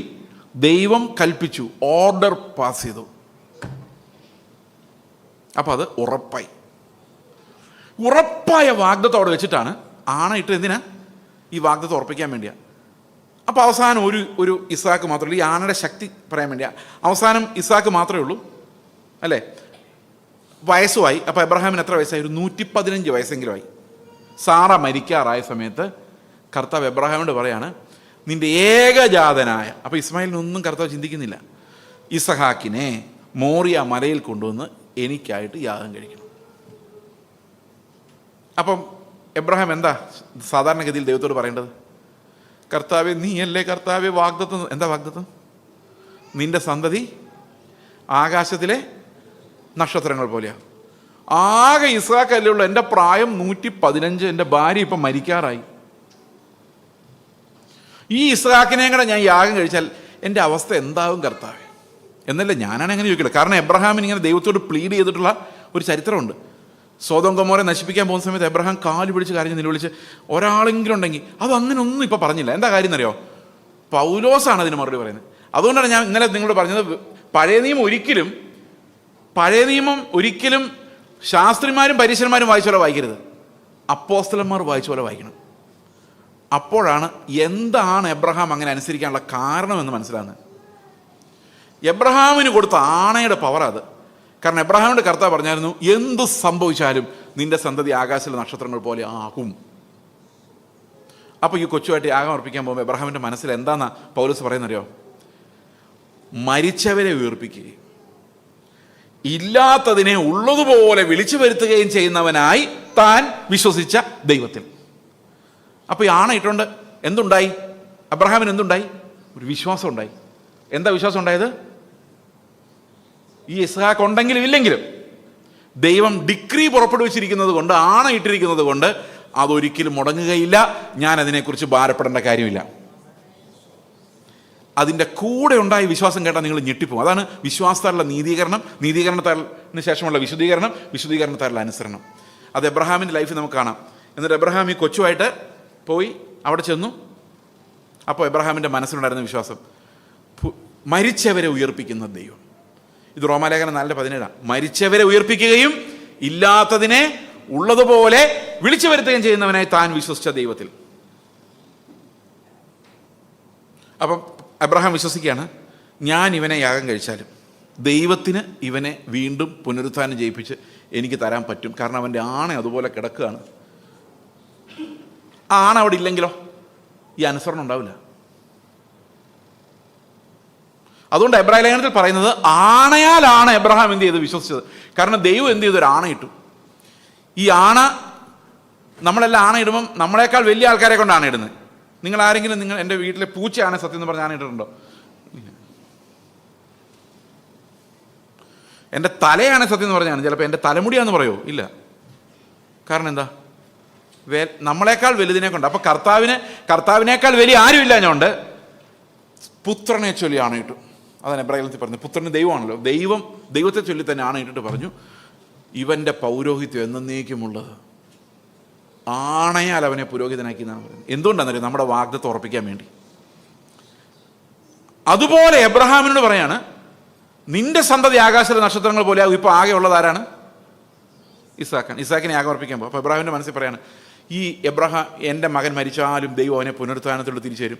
ഇനി അഥവാ കർത്താവ് തീരുമാനിക്കാൻ ഇസാക്ക് പോട്ടെ എന്ന് വെച്ചാലും കുഴപ്പമില്ല. കാരണം ഇല്ലാത്തടത്ത് നിന്ന് ഉള്ളതുപോലെ ബഹുജാതികളിൽ നിന്ന് എനിക്ക് മക്കളെ ഉണ്ടാക്കി തരാൻ ദൈവത്തിന് പറ്റും. ഈ രണ്ട് വിശ്വാസം എബ്രഹാമിന് നിറവേറി. എബ്രായ ലേഖനത്തിൽ വായിക്കുമ്പോൾ അതൊക്കെ മനസ്സിലാകുന്നത്. എബ്രായ ലേഖനത്തിൽ പറയുന്നത്, എബ്രഹാം പുനരുത്ഥാനത്തിൽ നിന്നെന്ന പോലെ ഇസ്ഹാക്കിനെ തിരികെ പ്രാപിച്ചു. പിന്നെ പറയുന്നറിയോ? നമ്മളെപ്പോലെയുള്ള മഹാപാപികൾക്ക് അവൻ ആത്മീക പിതാവായി മാറി. വിശ്വാസത്തിൽ നമുക്ക് ബഹുജാതികൾക്ക് അവൻ അപ്പോൾ ഇല്ലാത്തടത്തുനിന്ന് വിളിച്ചു വാരി കൊടുക്കുകയും ചെയ്തു. അതുപോലെ തന്നെ പുനരുത്ഥാനത്തിലൂടെ സ്വന്തം മകനെയും കൊടുത്തു. അതിൻ്റെ രസം എന്നറിയാം, ഈ വിശ്വാസം ഉള്ളിലേക്ക് വന്നപ്പോഴേക്ക് എബ്രഹാമിൻ്റെ സ്വഭാവം തന്നെ മാറി. ആ ആണ ഉണ്ടാക്കിയത് നോക്കി, എന്താ ഉണ്ടാക്കിയത് നോക്കി? ഈ ഒരൊറ്റ ആണ കൊണ്ട് എബ്രഹാമിനെ കർത്താവ് എങ്ങനെ മാറ്റിയത് നോക്ക്. ആ ഫെയ്ത്ത് അവൻ്റെ ഉള്ളിൽ വന്നപ്പോൾ അവൻ എങ്ങനെ നീതീകരിക്കപ്പെട്ടു, എങ്ങനെ വിശുദ്ധനായി, എങ്ങനെ അനുസരിക്കുന്നവനായി മാറി. അടുത്ത എന്താണെന്നറിയാം എബ്രായ ലേഖനത്തിൽ പറയുന്നത്? അതാണ് പുതിയ നിയമത്തിൻ്റെ വെളിച്ചത്തിൽ നമ്മൾ പഴയ നിയമം വായിച്ചു കഴിഞ്ഞാൽ ഭയങ്കര റിച്ച് എക്സ്പീരിയൻസ്. അവിടെ പറയാണ്, നമുക്കൊരു കൊച്ചുണ്ടെങ്കിൽ ഇപ്പോൾ ഒരു കൊച്ച് 2 കൊച്ചുങ്ങളൊക്കെ ഉള്ളൂ. കാരണം എന്താ വെച്ച് കഴിഞ്ഞാൽ ഇവനൊക്കെ പഠിപ്പിക്കാൻ വിടാൻ എന്താ ചിലവ്? അത് കഴിഞ്ഞാൽ സെറ്റിലാക്കണമെങ്കിൽ, ജോലി കണ്ടുപിടിക്കണമെങ്കിൽ ഭയങ്കര ബുദ്ധിമുട്ടാണ്. ഒരു കൊച്ചല്ല 2 കൊച്ച്. അപ്പോൾ ഒരു കൊച്ചുണ്ടെങ്കിൽ നമ്മൾ താമസിക്കുന്ന വീടം കൊടുത്താൽ മതി. 2 പിള്ളേരുണ്ടെങ്കിൽ ഓരോരുത്തരും വീട് ഉണ്ടാക്കി കൊടുക്കണം. അപ്പം നിങ്ങൾ ചോദിക്കായിരിക്കും, ഇവൻ ഉണ്ടാക്കില്ലെന്ന്. അവൻ ഉണ്ടാക്കും. എന്നാലും നമ്മൾ ഉണ്ടാക്കി കൊടുത്താലേ നമുക്കൊരു ബഹുമാനം കിട്ടുള്ളൂ. പണ്ടൊരാളെന്നോട് പറഞ്ഞാൽ, ഒരു മൊല്ലാക്കയാണ്, ഭയങ്കര പണക്കാരനാണ്. പുള്ളി ഇരുന്ന് കരച്ചില്ല. ഒരു സാറ് ചോദിച്ചാൽ, എന്താ മൊല്ലാക്ക കരയുന്നതെന്ന് ചോദിച്ചാൽ പറഞ്ഞ്, 16 തലമുറയ്ക്ക് ജീവിക്കാനുള്ള ഞാൻ ഉണ്ടാക്കിയിട്ടുണ്ട്. 17ാമത്തെ തലമുറ എങ്ങനെ ജീവിക്കുന്ന ആലോചിച്ചിട്ട് എനിക്കൊരു സമാധാനം കിട്ടുന്നില്ല എന്ന് പറഞ്ഞാൽ, നമ്മുടെ പിള്ളേരെല്ലാം മന്ദബുദ്ധികളായി പോകാനുള്ള സാധ്യത ഉണ്ടോയെന്ന് പേടിച്ചിട്ടുണ്ടെന്ന് അറിയാൻ മേല. നമ്മൾ അടുത്ത തലമുറയ്ക്ക് ഉണ്ടാക്കാതെ മരിക്കാൻ താല്പര്യപ്പെടുന്നില്ല. സന്തോഷമായാലും എല്ലാവർക്കും. എൻ്റെ മക്കൾ എന്നേക്കാൾ മിടുക്കരാക്കുമെന്ന് നിങ്ങൾ ചില വാഗ്ദത്തങ്ങളൊക്കെ ചില പ്രവാചകന്മാർ പറഞ്ഞ് വിശ്വസിക്കുന്നുണ്ട്. പിന്നെ ഇതിനെ കഷ്ടപ്പെടുന്നു? അത് ചോദിക്കരുത്. കഥയിൽ ചോദ്യമില്ല. ഇനി അതോടെ കേട്ടോ, എബ്രഹാം ഇങ്ങനെ ഇസ്ഹാക്കിൻ്റെ പറയാം, മോനെ ഇസ്ഹാക്കെ, നമ്മുടെ വീട്ടിൽ 1-2 പിള്ളേരെല്ലാം വരാൻ പോകുന്നത്. 10 പിള്ളേരനെ 10 വീട് പണിതാൽ മതിയായിരുന്നു. 100 പേരായിരുന്നെങ്കിൽ പട്ടണം പണിയായിരുന്നു, അല്ല 100,000 പേരാണ്. ഇതിപ്പോൾ ആകാശത്തിലെ നക്ഷത്രങ്ങൾ പോലെ, നമ്മൾ എന്ത് ചെയ്യും? അപ്പോൾ ഇസ്ഹാക്കിനോട് അബ്രഹാം പറയാണ്, അതുകൊണ്ട് എനിക്കൊരു കാര്യം മനസ്സിലായി, ഇത്രയും പിള്ളേരെ ദൈവം തരുമെന്ന് പറഞ്ഞു കഴിഞ്ഞാൽ തീർച്ചയായിട്ടും അതിൻ്റെ കൂടെ ദൈവം ശില്പിയായി പണിയുന്ന അടിസ്ഥാനമുള്ളൊരു നഗരവും കൂടെ കാണും. അതുകൊണ്ട് നമുക്ക് ടെൻറ്റ് മതി. ആലോചിക്കുക, ഫെയ്ത്ത് പോയ വഴി ഈ അതായത് നിന്റെ സന്തതി ആകാശത്തിലെ നക്ഷത്രങ്ങൾ പോലെ ആക്കുമെന്ന ഒരൊറ്റ വാഗ്ദത്തം അത് ആണയോടുകൂടി ചെന്ന് കഴിഞ്ഞപ്പോഴേക്കും ഈ എബ്രഹാമിൻ്റെ ക്യാരക്ടർ പറഞ്ഞാൽ നമ്മളെക്കാളൊക്കെ മോശമായിരുന്നു. ആദ്യം അബീമേലെക്ക് ഭാര്യയെ പിടിച്ചുകൊണ്ട് പോകുന്നുണ്ടപ്പോൾ എബ്രഹാം എന്താ പറയുന്നറിയാം? ഭാര്യ പറയാം, മോളെ സാറാ, നിന്നെ എന്തായാലും അവൻ കൊണ്ടുപോകും, പോകുന്ന വഴിക്ക് ഞാൻ നിൻ്റെ ഭർത്താവല്ല എന്ന് പറഞ്ഞേക്കണം. അതെന്തിനാ? ഭർത്താവാന്ന് പറഞ്ഞാൽ എന്നെ കൊന്നിട്ട് കൊണ്ടുപോകും, ആങ്ങളെന്ന് പറഞ്ഞാൽ എന്നെ കൊല്ലാതെ നിന്നെ കൊണ്ടുപോകും. അപ്പം ഞാൻ പോയാൽ അത് കുഴപ്പമില്ല, എൻ്റെ ജീവൻ രക്ഷിച്ചിട്ട് നീ പോകും. ഇങ്ങനൊരു ഭർത്താവിനെ ലോകത്ത് ഏതെങ്കിലും ഭാര്യ ബഹുമാനിക്കുമോ? പക്ഷെ അപ്പോഴും സാറ യജമാനനെ എന്ന് വിളിച്ച ഭർത്താവാണ് എന്നിട്ട് അബ്രഹാം പറഞ്ഞു, ശരി അങ്ങനെ ആയിക്കോട്ടെ, ആങ്ങളെ ആയിക്കോട്ടെ, ഞാൻ പോയാലും കുഴപ്പമില്ല, നിങ്ങളുടെ ജീവൻ രക്ഷിച്ചോ. ഓ എൻ്റെ ദൈവമേ, ആ എബ്രഹാമാണ് മരണത്തെയും പേടിയില്ല ജീവനെയും പേടിയില്ലാത്ത അവസ്ഥയിലേക്ക് അനുസരിക്കാൻ പോയത്. അതെന്തുകൊണ്ടാണെന്ന് വെച്ച് കഴിഞ്ഞാൽ ഗോഡ് മെയ്ഡ് ഹിം റൈച്ചസ്. അപ്പോൾ ദൈവത്തിന് മാത്രമേ ആണയിടാനുള്ള അധികാരമുള്ളൂ, കാരണം അത് നിവർത്തിക്കാൻ അവനറിയാം. നമുക്ക് ആണയിടാനുള്ള അധികാരമില്ല, കാരണം അത് നിവർത്തിക്കാൻ നമുക്ക് അറിയത്തില്ല. നമ്മൾ പറയാണ്, നാളെ ഞാൻ സത്യമായിട്ടും മിണ്ടല്ല, രാത്രി തട്ടിപ്പോയി എന്നാ ചെയ്യും? കാരണം നമുക്കൊരാണയും നിവർത്തിക്കേണ്ട കഴിവില്ല, ദൈവത്തിന് കഴിവുണ്ട്. ഈ കഴിവ് വെച്ചാണ് അവൻ നമുക്കൊരാണ ഇട്ടിരിക്കുന്നത്. നമ്മളോട് പറഞ്ഞ എന്താണെന്നറിയോ? നമ്മുടെ എബ്രായ ലേഖനം, ഈ റോമറും എബ്രായരും നിങ്ങൾ തീർച്ചയായിട്ടും അത്യാവശ്യമായിട്ടും പഠിക്കണം. എബ്രായ ലേഖനത്തിൻ്റെ 6-ാം അധ്യായത്തിൽ പറയുന്നത്, ആണയെക്കുറിച്ച് പറയുന്നത് ഇങ്ങനെയാണ്. ഞാനിപ്പോൾ പറഞ്ഞ കാര്യങ്ങളെല്ലാം അവിടെ ഉണ്ട്, ഞാൻ വളരെ പെട്ടെന്ന് വായിക്കാം. ദൈവം എബ്രഹാമിനോട് വാഗ്ദത്തം ചെയ്യുമ്പോൾ തന്നേക്കാൾ വലിയവനെ കൊണ്ട് സത്യം ചെയ്യുവാൻ ഇല്ലാഞ്ഞിട്ട് തന്നെ കൊണ്ട് തന്നെ സത്യം ചെയ്തു. ഞാൻ നിന്നെ അനുഗ്രഹിക്കുകയും നിന്നെ വർദ്ധിപ്പിക്കുകയും ചെയ്യുമെന്ന് അരുളി ചെയ്തു. അവൻ ദീർഘക്ഷമയോടെ ഇരുന്ന് വാഗ്ദത്ത വിഷയം പ്രാപിച്ചു. തങ്ങളെക്കാൾ വലിയവനെ കണ്ടല്ലോ മനുഷ്യൻ സത്യം ചെയ്യുന്നതാണ് അവർക്ക് ഉറപ്പിനായി സകല ഭാഗത്തിനും തീർച്ചയാകുന്നു. അതുകൊണ്ട് ദൈവം, നമ്മളെക്കുറിച്ച് പറയാം, വാഗ്ദത്തത്തിൻ്റെ അവകാശികൾക്ക് തൻ്റെ ആലോചന മാറാത്തത് എന്ന് കാണിപ്പാൻ ഇച്ഛിച്ചുകൊണ്ട് ഒരാണയാലും ഉറപ്പ് കൊടുത്തു. അങ്ങനെ നമ്മുടെ മുമ്പിൽ വെച്ചിട്ടുള്ള പ്രത്യാശ പിടിച്ചുകൊള്ളുവാൻ ശരണത്തിനായി ഓടി വന്ന നാം, നിങ്ങൾ ഓർക്കുന്നുണ്ടോ? ആങ്കറിൻ്റെ കാര്യം ഞാൻ പറഞ്ഞായിരുന്നു ഇവിടെ. ശരണത്തിനായി ഓടി വന്ന നാം മാറിപ്പോകാത്തതും ദൈവത്തിന് ബോഷ്ക്ക് പറയാൻ കഴിയാത്തതുമായ 2 കാര്യങ്ങളാൽ ശക്തിയുള്ള പ്രബോധനം പ്രാപിക്കാനായിട്ട് വരുന്നു. അപ്പോൾ എന്ത് ചെയ്യുന്നത്? നമ്മൾ ഓടി കർത്താവിൻ്റെ അടുത്തോട്ട് ചെല്ലുവാണ്, എബ്രഹാമിനെ പോലെ. അപ്പോൾ എബ്രഹാമിന് ആണ കൊടുത്ത പോലെ കർത്താവ് നമുക്കൊരാണ തരുന്നു. അത് അവനെ തന്നെ ചൊല്ലിയുള്ള ആണയാണ്. എന്താണ് ആണ? അതൊരു പ്രത്യാശയാണ്. എങ്ങനെ പറയുന്നു നോക്കിയേ. അങ്ങനെ നമ്മുടെ മുൻപിൽ വെച്ചിട്ടുള്ള പ്രത്യാശ പിടിച്ചുകൊള്ളുവാൻ ശരണത്തിനായി ഓടി വന്ന നാം മാറിപ്പോകാത്തതും ദൈവത്തിന് ബോഷ്ക്ക് പറയാൻ കഴിയാത്തതുമായ 2 കാര്യങ്ങളാൽ ശക്തിയുള്ള പ്രബോധനം പ്രാപിക്കുവാൻ ഇടവരുന്നു. അപ്പം നമ്മുടെ അടുത്തേക്ക്, നമ്മൾ കർത്താവിൻ്റെ അടുത്തോട്ട് ചെല്ലുമ്പോൾ കർത്താവ് അബ്രഹാമിന് കൊടുത്ത പോലെ ഒരാണ നമുക്ക് തരുന്നുണ്ട്. അതിൽ 2 കാര്യങ്ങളുണ്ട്. അത് 2ഉം ഒരിക്കലും മാറിപ്പോകാത്തതും ദൈവത്തിന് ബോഷ്ക്ക് പറയാൻ കഴിയാത്തതുമായ കാര്യങ്ങളാണ്. അതിൻ്റെ അടുത്ത വാക്യത്തിൽ പറയാണ്, ആ പ്രത്യാശ നമ്മുടെ ആത്മാവിന് ഒരു നങ്കൂരം തന്നെ. നങ്കൂരം എന്ന് പറഞ്ഞാൽ എന്താണ്? ആങ്കർ. ആങ്കർ എന്ന് പറഞ്ഞാൽ എന്താണ്? ഈ തുണി തൂക്കിയിടുന്ന ഹാങ്കർ അല്ല, ഹാങ്ങർ, അത് ഹാങ് ചെയ്യുന്ന അതല്ല. Anchor, ANCHOR, anchor. അത് കപ്പലിൽ നിന്ന് താഴോട്ട് കപ്പൽ ഉറപ്പിക്കാൻ വേണ്ടി കടലിൻ്റെ അടിത്തട്ടിലോട്ട് ഇടുന്ന ഒരു ഭയങ്കര വെയിറ്റുള്ള ഇരുമ്പ് കൊണ്ടുണ്ടാക്കിയ ഒരു വടം പോലത്തെ ഒരു സാധനമുണ്ട്. നിങ്ങൾ കറങ്ങി താഴോട്ട് വീഴും. അതിൻ്റെ അവസാന അറ്റത്ത് ഒരു വളഞ്ഞിരിക്കുന്ന ത്രിശൂലം പോലത്തെ ഒരു സാധനം, അതിന് നടുവിലാണ് ഈ റോപ്പ്. അപ്പുറത്തും ഇപ്പുറത്തും ഓരോ ഹുക്കാണ്, അല്ലേ? അത് നങ്കൂരം എന്ന് പറയുന്നത്. ഇപ്പം ഇവിടെ പറയുന്ന ആത്മാവിൻ്റെ നങ്കൂരം, നമ്മുടെ ആത്മാവിൻ്റെ നങ്കൂരമാണ് പ്രത്യാശ, അല്ലേ? അങ്ങനെയല്ലേ പറയുന്നത്? അപ്പം നമ്മുടെ ആത്മാവിൻ്റെ നങ്കൂരമായി പ്രത്യാശ എന്ന് പറഞ്ഞിട്ട് ഈ പ്രത്യാശ എങ്ങോട്ട് കിടക്കുമെന്ന് പറഞ്ഞേക്കുന്നത്? അത് നിശ്ചയവും സ്ഥിരവും തിരശ്ശീലയ്ക്ക് അപ്പുറത്തേക്ക് പോകുന്നു. അപ്പം നമ്മൾ എവിടെ ഉറപ്പിച്ചേക്കും നമ്മുടെ പ്രത്യാശ? കർത്താവിൻ്റെ വാഗ്ദത്തം. ആ കർത്താവിൻ്റെ വാഗ്ദത്തം എവിടെയാ? തിരശ്ശീലയ്ക്ക് അപ്പുറത്താണ്. തിരശ്ശീലയ്ക്ക് അപ്പുറത്ത് എന്തുണ്ട്? അടുത്ത വാക്യം, ലാസ്റ്റ് വാക്യം. അവിടേക്ക് യേശു മൽക്കിസദേക്കിന്റെ ക്രമപ്രകാരം എന്നേക്കും ഒരു മഹാപുരോഹിതനായി നമുക്ക് വേണ്ടി മുൻപ് കൂട്ടി പ്രവേശിച്ചിരിക്കുന്നു. അപ്പോൾ അവിടെ കർത്താവുണ്ട്. ഇനിയിപ്പോൾ എന്തെല്ലാം ഉണ്ട് അവിടെ? തിരശ്ശീലയ്ക്ക് അപ്പുറമുണ്ട്. നമ്മൾ തിരശ്ശീലയ്ക്ക് ഇപ്പുറത്താണ്, നമുക്കിതേ കാണാൻ പറ്റുള്ളൂ. തിരശ്ശീലയ്ക്ക് അപ്പുറത്തുള്ളത് നമുക്ക് കാണാൻ പറ്റില്ല. തിരശ്ശീലയ്ക്ക് അപ്പുറത്ത് എന്തൊക്കെയുണ്ട്? കർത്താവുണ്ട്. പിന്നെ നമ്മുടെ ഹൃദയത്തിൽ നിന്ന് പോകുന്ന പ്രത്യാശ എന്ന നങ്കൂരം ഉറപ്പിക്കപ്പെട്ടിരിക്കുന്ന തിരശ്ശീലയ്ക്ക് അപ്പുറത്താണ്. ഇത്ര മനസ്സിലായോ? ഓക്കെ. ആ ആങ്കറിന്, നങ്കൂരത്തിന് 2 ഹുക്കുണ്ട്. ഈ 2 ഹുക്കുകളെ കുറിച്ച് കർത്താവ് പറയുന്നത് 2 കാര്യങ്ങൾ. ദൈവത്തിന് മാറ്റം വരാത്തതും ദൈവത്തിന് ബോഷ്ക്ക് പറയാൻ കഴിയാത്തതുമായ 2 കാര്യങ്ങളുണ്ട്. ഈ 2 കാര്യങ്ങൾ തിരശ്ശീലയ്ക്ക് അപ്പുറത്തേക്ക് പോയി ആ 2 കാര്യങ്ങളാലുള്ളൊരു ഹുക്കാണ് നമ്മുടെ പ്രത്യാശ. സമ്മതിച്ചോ? ആ ഹുക്ക് പിടിച്ചിരിക്കുന്ന ആരാ പിടിച്ചേക്കുന്നേ? പെട്ടെന്ന് പറ. യേശു ക്രിസ്തു എന്ന മഹാപുരോഹിതൻ നമുക്ക് വേണ്ടി മുൻപ് കൂട്ടി ഈ തിരശ്ശീലയ്ക്ക് അപ്പുറത്തേക്ക് എന്നിട്ട് നമ്മുടെ പ്രത്യാശയുടെ നങ്കൂരം എങ്ങനെ പിടിച്ചേക്കുക. ഇതാണ് എബ്രഹാമിന് കൊടുത്ത പോലെ നമുക്ക് തന്നേക്കുന്ന ആണ. വിശ്വാസമുണ്ടോ? സ്വർഗത്തിൽ പോവോ? ഒരു അനുസരണവും ഇല്ലാതിരുന്ന എബ്രഹാമിനെ നീതിമാന്മാരുടെ, വിശ്വാസികളുടെ പിതാവാക്കി മാറ്റിയ ദൈവത്തിന് അതുപോലെ ഒരാണ നമുക്കിട്ടിരിക്കുന്നത് എന്തിനാന്ന് വെച്ച് കഴിഞ്ഞാൽ നമ്മളെയും ക്രിസ്തുവിനെ പോലെ ആക്കാൻ വേണ്ടിയാണ്. ഇത് നമ്മുടെ ഉള്ളിൽ പ്രവർത്തിച്ച് നമ്മൾ ആ പ്രത്യാശയിൽ ഉറപ്പുള്ളവരായി യേശു ക്രിസ്തുവിനെ പോലെ ആകും. അങ്ങനെ ആക്കാൻ കഴിവുള്ളവനാണ് ഈ വാഗ്ദത്തം തന്നിരിക്കുന്നത്. ഇത് വിശ്വസിച്ചുകൊണ്ടാണ് നമ്മുടെ പൂർവ്വപിതാക്കന്മാർക്കെല്ലാം കർത്താവ് വരാറായി, നാമും പോകാറായി. ഇപ്പം കർത്താവ് വരാറായി എന്നൊക്കെ ചില ആൾക്കാർ പറയുന്നുണ്ടെങ്കിലും നാമും പോകാറായി എന്നാരും അങ്ങനെ പറയാറില്ല. ഉറപ്പില്ല. നമ്മുടെ കയ്യിലിരിപ്പും ശരിയല്ല, ഉപദേശവും പോയി, ഉറപ്പും പോയി. ഇനി 2 കാര്യങ്ങൾ എന്താണെന്ന് നോക്കാം. അവിടെയാണ് നമ്മുടെ ഉറപ്പ് കിടക്കുന്നത്. എന്താ ഈ 2 കാര്യങ്ങൾ? ഒരു മഹാപുരോഹിതൻ ചെയ്യുന്ന 2 കാര്യങ്ങൾ എന്തൊക്കെയാണ്? ഞാൻ പെട്ടെന്ന് പറഞ്ഞു. ഇത് ഈ വിഷയത്തിൽ വരുന്ന, അല്ലെങ്കിൽ നിങ്ങൾക്ക് രക്ഷയുടെ ആ വാഗ്ദത്തം എന്താണെന്ന് നിങ്ങളോട് പറയേണ്ടത് ആവശ്യമെന്ന് വിചാരിക്കുന്നതുകൊണ്ടാണ് ഞാനിത് പറയുന്നത്. കാരണം ഇത്രയും വലിയ നീതിയെക്കുറിച്ച് പറയുമ്പം നമുക്ക് രക്ഷിക്കപ്പെടുമെന്നൊരു ഹോപ്പ് വേണ്ടേ? എന്നാലല്ലേ രാജാതിരാജൻ മഹിമയോടെ വാനമേഘത്തിൽ എഴുന്നള്ളുമ്പോൾ ഒന്ന് സന്തോഷത്തോടെ പാടാൻ പറ്റുള്ളൂ. എന്നാലല്ലേ പാസ്റ്റർ ആരാധന നടത്തി കഴിയുമ്പോൾ ആമേൻ കർത്താവാ യേശുവേ എന്ന് പറയുമ്പോഴേക്കും വേഗം വരണേ. വേഗം വന്ന് ആരെ കൊണ്ടുപോകാനാന്ന് നമ്മൾ ചിന്തിച്ച് കഴിഞ്ഞാൽ നമ്മൾ പോകുന്ന ഉറപ്പില്ലെങ്കിൽ പിന്നെ ആമേൻ ഒന്നും പറയാൻ പറ്റില്ല. അപ്പോൾ ആമേൻ ധൈര്യമായിട്ടോ ആമേൻ കർത്താവേ പറ. ആരെ കൊണ്ടുപോകാൻ പോവോ? നമുക്ക് നോക്കാം.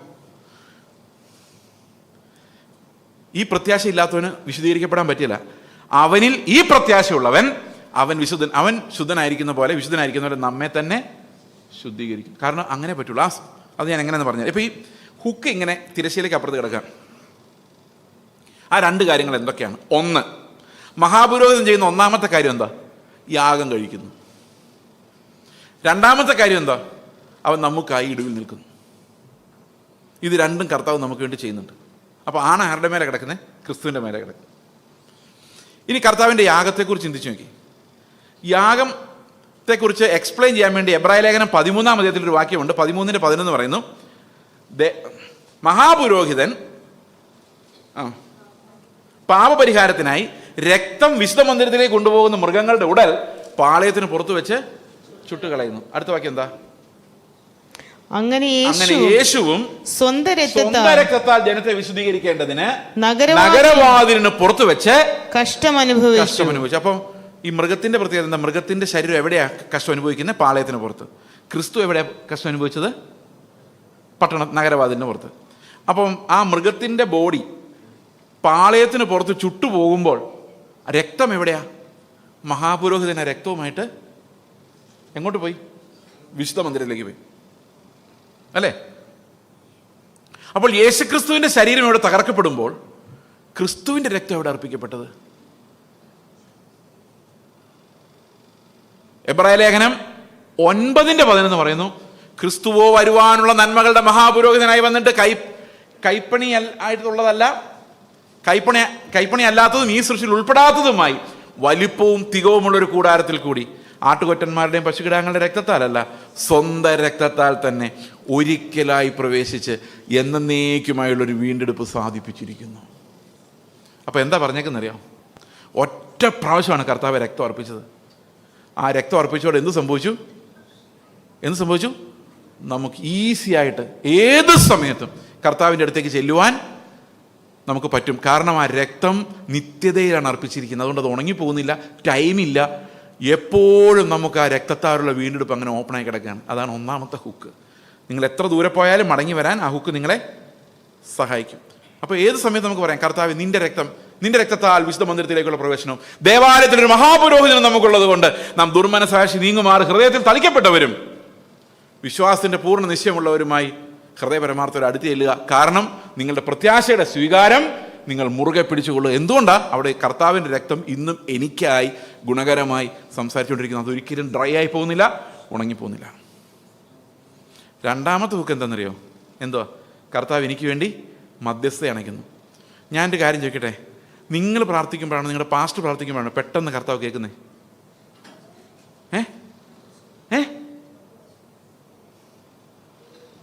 അയ്യോ, ആര് പ്രാർത്ഥിക്കുമ്പോഴാ? ശരി, ഞാൻ പ്രാർത്ഥിക്കുമ്പോഴാണ്, തങ്കുപുരത്ത് പ്രാർത്ഥിക്കുമ്പോഴാണ് കർത്താവ് പെട്ടെന്ന് കേൾക്കുന്നത്. ഒരു പേരങ്ങ് പറഞ്ഞേക്കാം. നമ്മുടെ കൂട്ടത്തിലുള്ള ആളല്ലാത്തതുകൊണ്ട് പേര് പറഞ്ഞാലും കുഴപ്പമില്ല, ആരും വഴക്കുണ്ടാക്കത്തില്ല. ആര് പ്രാർത്ഥിച്ചാലും പെട്ടെന്ന് കേൾക്കുന്നേ? അപ്പോൾ എന്താ സംഭവം എന്ന് വെച്ച് കഴിഞ്ഞാൽ, ഞാൻ എല്ലാ ദിവസവും യേശു ക്രിസ്തുവിൻ്റെ നാമത്തിൽ പ്രാർത്ഥിക്കുന്ന കർത്താവ് ഒരു മൈൻഡും ഇല്ല ദൈവത്തിന്. അങ്ങനെ ഇരിക്കുകയാണ് ഒരാളുടെ എന്ന് പറഞ്ഞാൽ, പാസ്റ്റർ പ്രാർത്ഥിച്ചാൽ നടക്കും ബ്രദറെ. അപ്പം നേരെ ഞാൻ പാസ്റ്റർ എടുത്തിട്ട് വരും, എനിക്കൊരു പ്രോബ്ലം ഉണ്ടെന്ന് പ്രാർത്ഥിക്കും. പാസ്റ്റർ ഉടനെ യേശുവിൻ്റെ നാമത്തിൽ എന്ന് പറയുമ്പോൾ ഉടൻ സംഗതി നടക്കുക. അപ്പോൾ എന്താ പ്രശ്നം എന്ന് വെച്ച് കഴിഞ്ഞാൽ, എനിക്ക് വർക്ക് ചെയ്യുന്ന മധ്യസ്ഥൻ ആരാ? എനിക്ക് ഗുണമുള്ള മധ്യസ്ഥൻ ആരാ?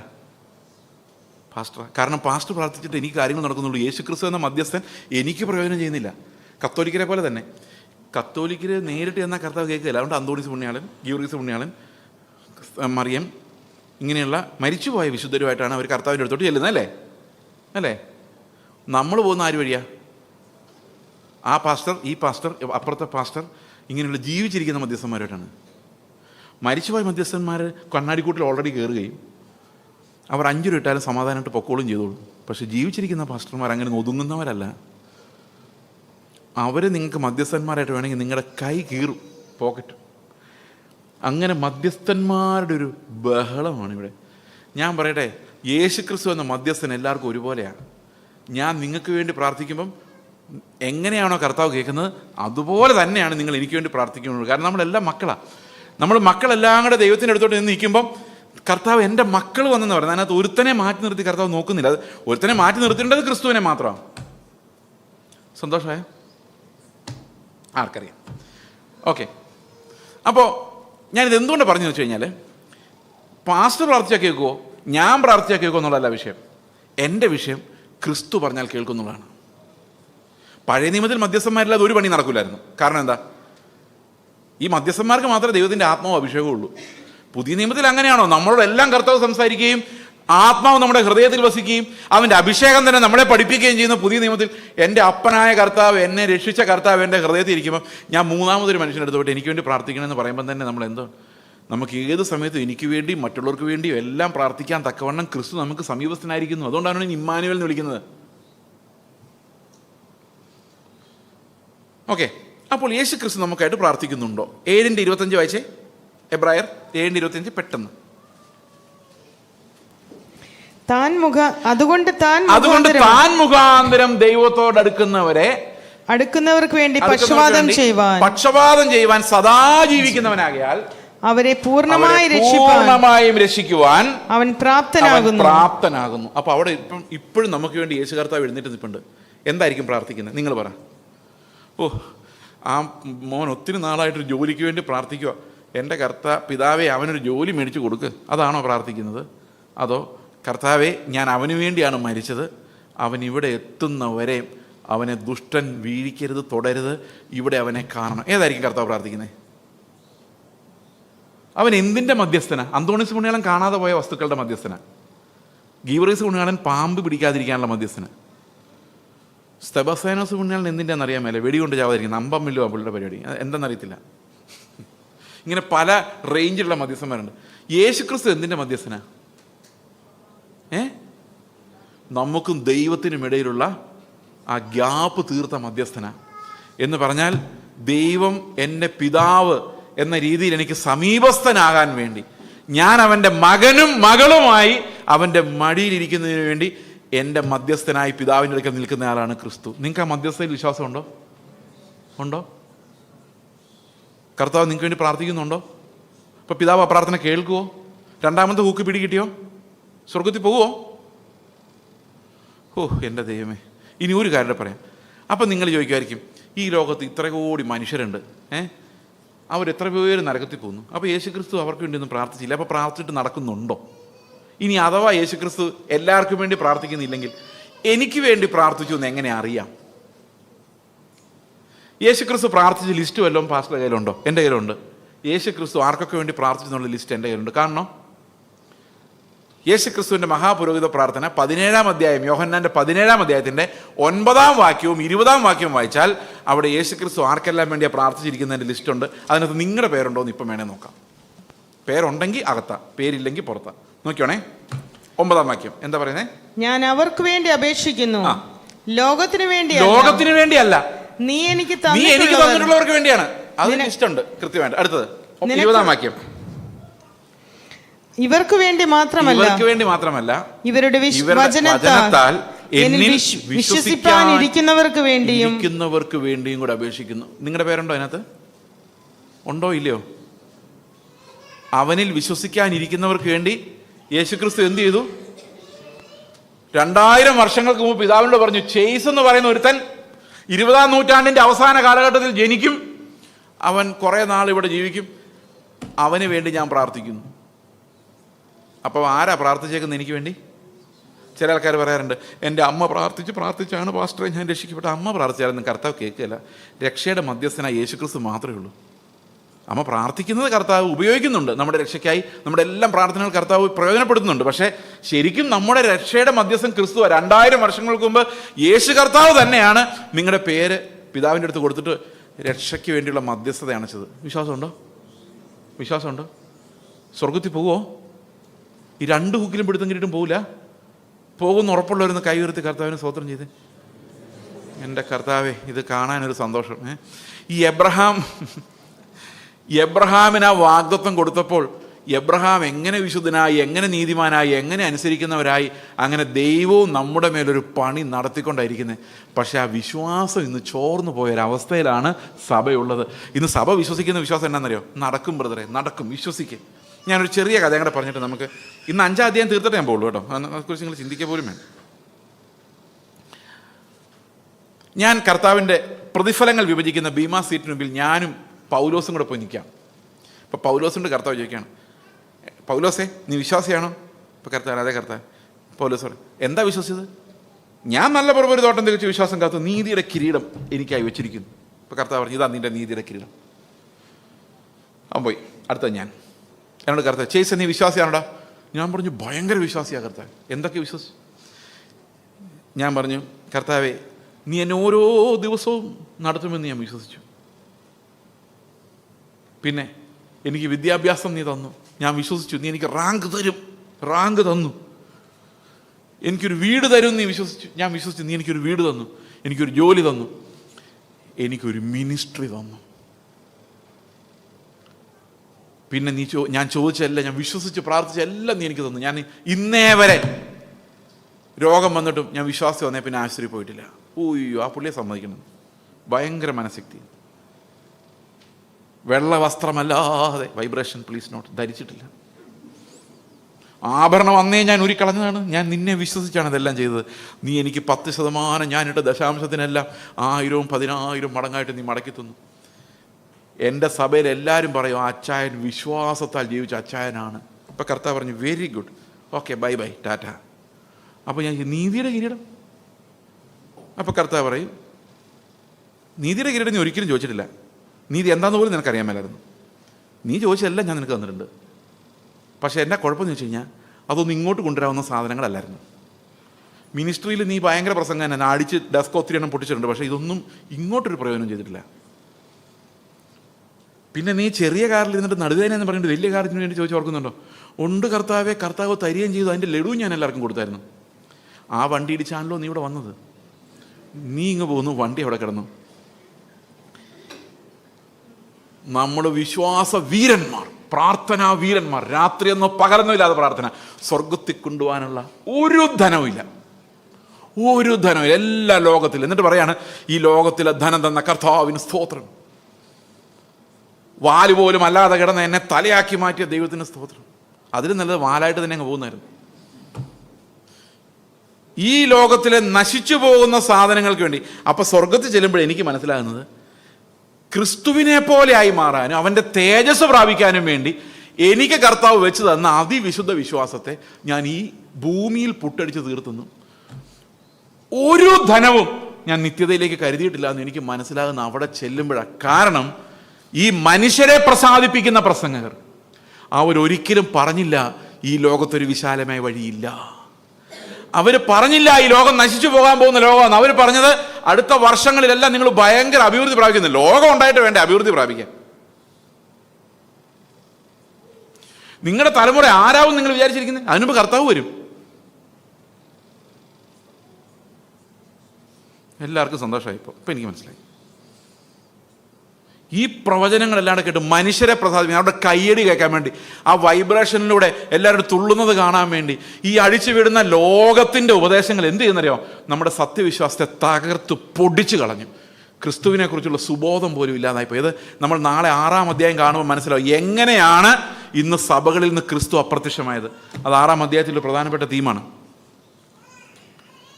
അപ്പോൾ നിങ്ങളുടെ ഒരു പ്രത്യാശ നിങ്ങളുടെ മുമ്പിൽ കർത്താവ് വെച്ചിട്ടുണ്ട്. അതൊരു ആണയോടുകൂടിയുള്ള പ്രത്യാശയാണെങ്കിൽ വിശ്വസിക്കണം, നമ്മുടെ രാജ്യം ഇതല്ല. നമുക്കിവിടെ ലാസ്റ്റിംഗ് ആയിട്ടുള്ള ഒന്നുമില്ല. നമ്മൾ കാത്തിരിക്കുന്ന ഒരു തേജസ്സുണ്ട്. അതാണ് നമ്മുടെ പ്രത്യാശ എന്ന് നമ്മൾ ഉറപ്പിക്കേണ്ടത് ആവശ്യമാണ്. ഇതുണ്ടായിരുന്നുണ്ട് നമ്മുടെ പൂർവികന്മാരെന്നാലും ഒന്നാം തരം പ്രത്യാശഗാനങ്ങൾ എഴുതിക്കൊണ്ടിരുന്നത്. ഇന്ന് പ്രത്യാശഗാനം പോയിട്ട് ഒരു മോഹങ്ങളുടെ ഗാനങ്ങളാണ് മൊത്തം, എല്ലാം മോഹ. ഓക്കെ, അപ്പം നമുക്ക് 5-ാം അധ്യായത്തിൻ്റെ അവസാന ഭാഗത്തേക്ക് വരാം. ഇത് കട്ടിയുള്ള ഭാഗമാണ്. ശരിക്കും പറഞ്ഞാൽ 10 മിനിറ്റ് പോരാ, എന്നാലും നോക്കാം. കണ്ണിന് പകരം കണ്ണ്, പല്ലിന് പകരം പല്ല് നരളി ചെയ്ത് നിങ്ങൾ കേട്ടിട്ടുണ്ടോ? ഞാനോ നിങ്ങളോട് പറയുന്നത് ദുഷ്ടനോട് എതിർക്കരുത്. ഇപ്പോൾ ബോംബിട്ടുകൊണ്ട് വന്നാൽ എന്ത് ചെയ്യണം? ഒരുത്തൻ കൊല്ലാൻ വേണ്ടി തോക്കുവിട്ടാൽ നമ്മൾ എന്ത് ചെയ്യണം?